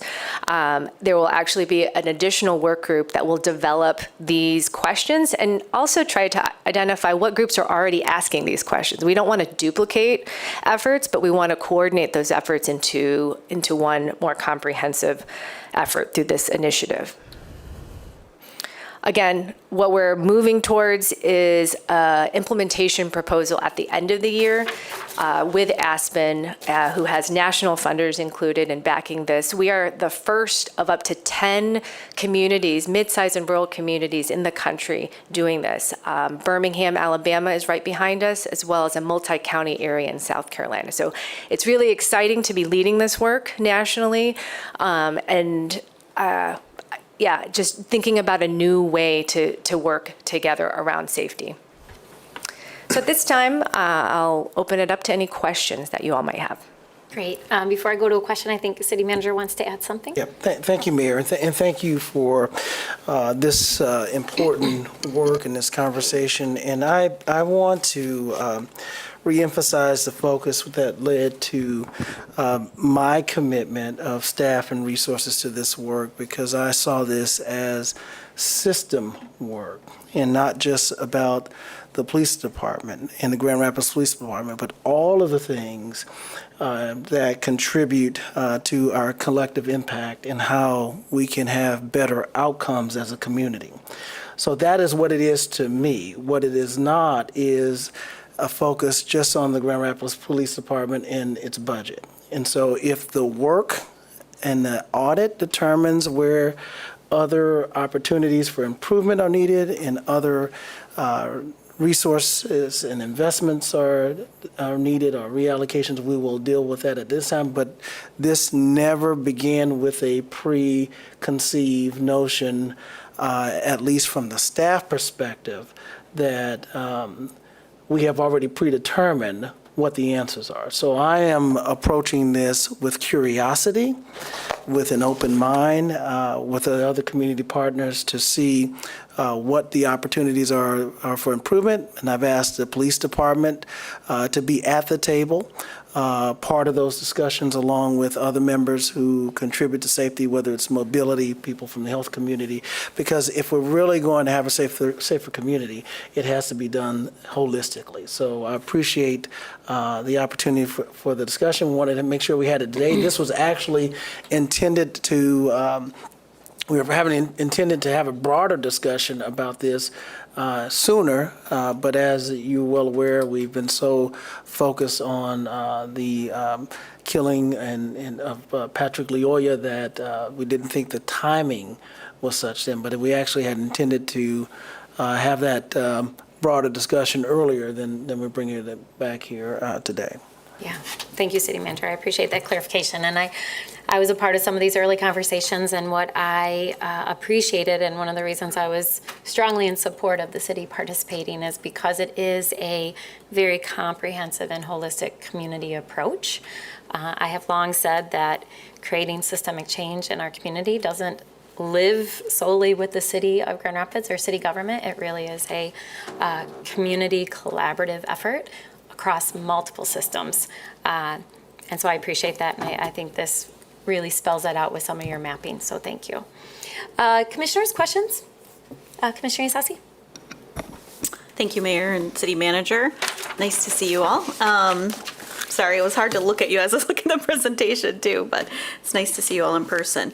I think you're being a little humble, Mayor, because this is back, I think a lot of this has even started before this, when we think about some of the investments in 2017 with Invest Health, when Spectrum Health came to us and said, how could we think about safety and well-being in a more holistic way, right? Not to the end part. So thank you for that vision back then when I wasn't on the commission, but I was a part of another organization, and WMCAT and others were involved, Link and Spectrum. And let me not start naming people because that just gets me into trouble. It was a great group. But I think we've had this history of trying to figure out what should we actually focus on and what should we do. I also, Commissioner Lanier isn't here today, but I think this is also in the vein of her leadership to create the Safe Task Force with Mayor Hartwell and the continued support this year. Thank you, City Manager, bringing in different groups of people, like to have the prosecutor, to have other community mental health around the table.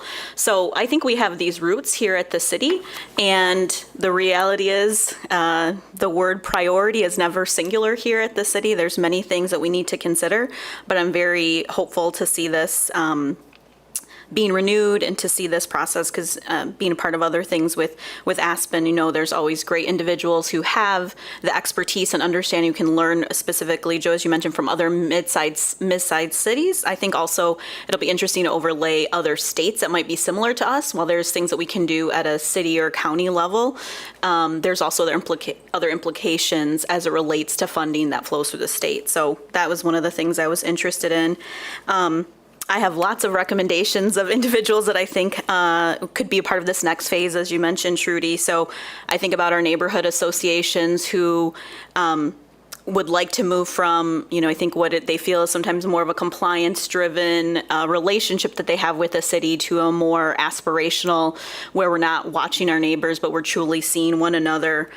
Some of the organizations that have been funded through SAFE, specifically, I'm thinking about organizations that work specifically in our domestic violence prevention spaces, which, I know Chief Winstrom is here and talking to DC. A number of our violent shootings have been related to intimate partner violence. So I think that is something that should continue to be elevated. You mentioned the federally qualified health center. So I didn't know if Cherry Health is part of that or if they're providing the data from that. I just didn't see them on there. I'm also interested in how we just talked about getting an update about our community survey. So how will we overlay things like our community survey, 311, feedback that we get from our reports from the neighborhood match, from SAFE, to be able to inform this work on a very city or neighborhood level, as well as information that we might have from Fuse or information that we might have from the HOT team. Or even other entities inside the police department. When I'm thinking about, right after a significant crime or, sort of experiences like that. And then lastly, as somebody who's, actively worked in collective impact prior to my new job, know that it can be both very engaging, but also super frustrating at times, and you're constantly trying to reconfirm people's commitment to see this long-term vision, right? And so, I think models like these do work. It makes people closer in understanding, sort of how we're intertied to one another. But also, I wonder, how will this allow for opportunities for, in the manufacturing world, we say, do it now. Let's just figure this out. I think about most recently in our convening that we held, I know we'll give an update about SAFE at Public Safety, but our prosecutor came to the meeting, the chief, actually, I think this is one of your first meetings, Chief, and talked about 12 individuals that he was really trying to work to figure out a diversion so that they would not go into that adult system. And I think sometimes maybe we might not understand the things that the prosecutor might be doing on that realm, or even Anita, you had given your update about the diversions and some of that work that we're doing. And so how can we allow for situations where we can find solutions or to sort of immediately, I think he was talking about 15 individuals, and this is right before the shooting of Patrick Loyola. So it was sort of on the top of our mind. It's something that SAFE is very interested in doing, and it's something that the prosecutor is committed to. So while we do all the work of collective impact, how can we do these things that we know every summer we're on high alert of what's going on in communities and neighborhoods? And I know we're all committed to sort of like, it doesn't need to be a either or, it's a both and. So those are my thoughts. This is a subject that is very, very important to me, has impacted me personally, has impacted a lot of constituents that we talk to, in very life-changing ways. So I'm excited to see this, and I'll be definitely interested in following along and hearing more. Thank you. Thank you, Commissioner. Commissioners, other questions or comments? Commissioner Jones? Yep, thank you, Mayor. Thank you both also to Trudy and Joe for your presentation on this morning. I too am excited about the power of possibility as it pertains to this work. And I'm so happy to see Commissioner LeGrand, who's here on this morning, because I think, in my humble opinion, probably one of the most important partners in all of this is the county. When you look at who plays what role, the county is just a significant partner in this work. And so I'm happy to see you here on this morning, Commissioner LeGrand, and also I'm all the more happier about this is an approach that really takes a good hard look at root cause. I think that we can go around and around for hours and days about community violence and crime and things of that nature, but ultimately I think we are probably would be best served if we just really look at it through a lens of root cause and really try to get to the understanding of why is this consistently happening in communities. And it's not just in our beloved Grand Rapids, but it's throughout the country, and all of these attributes that fall into place in the urban cores of cities across America really come down to root cause. And so excited about looking at it through a very strategic lens, as well as has been mentioned, looking at it in a very systemic way, Mayor, as you've mentioned. But also, I think all the more important is just the need to be very, very direct and intentional about wanting to get at this very issue and bringing others along. Mayor, I couldn't agree more that this is not something that that should fall on the shoulders of the city. We have other players who I think, again, play a very prominent role, whether it be obviously the county, whether it be our school system, the healthcare systems, employers, housing providers, you name it. And I just think that this could very well be something that really keeps all of those folks at the table with the ultimate eyes, with ultimately our eyes on the prize of getting to a better place where we have reduced community violence, where we have reduced interaction between historically marginalized populations and the criminal justice system. So I'm excited about it, and again, all the more excited to be doing this in partnership with community and, of course, with our partners at the county. So thank you. Thank you. Well said, Commissioner. Commissioners, Commissioner Ruppert? Yeah, I just want to echo my thanks to Joe and Trudy and Commissioner LeGrand.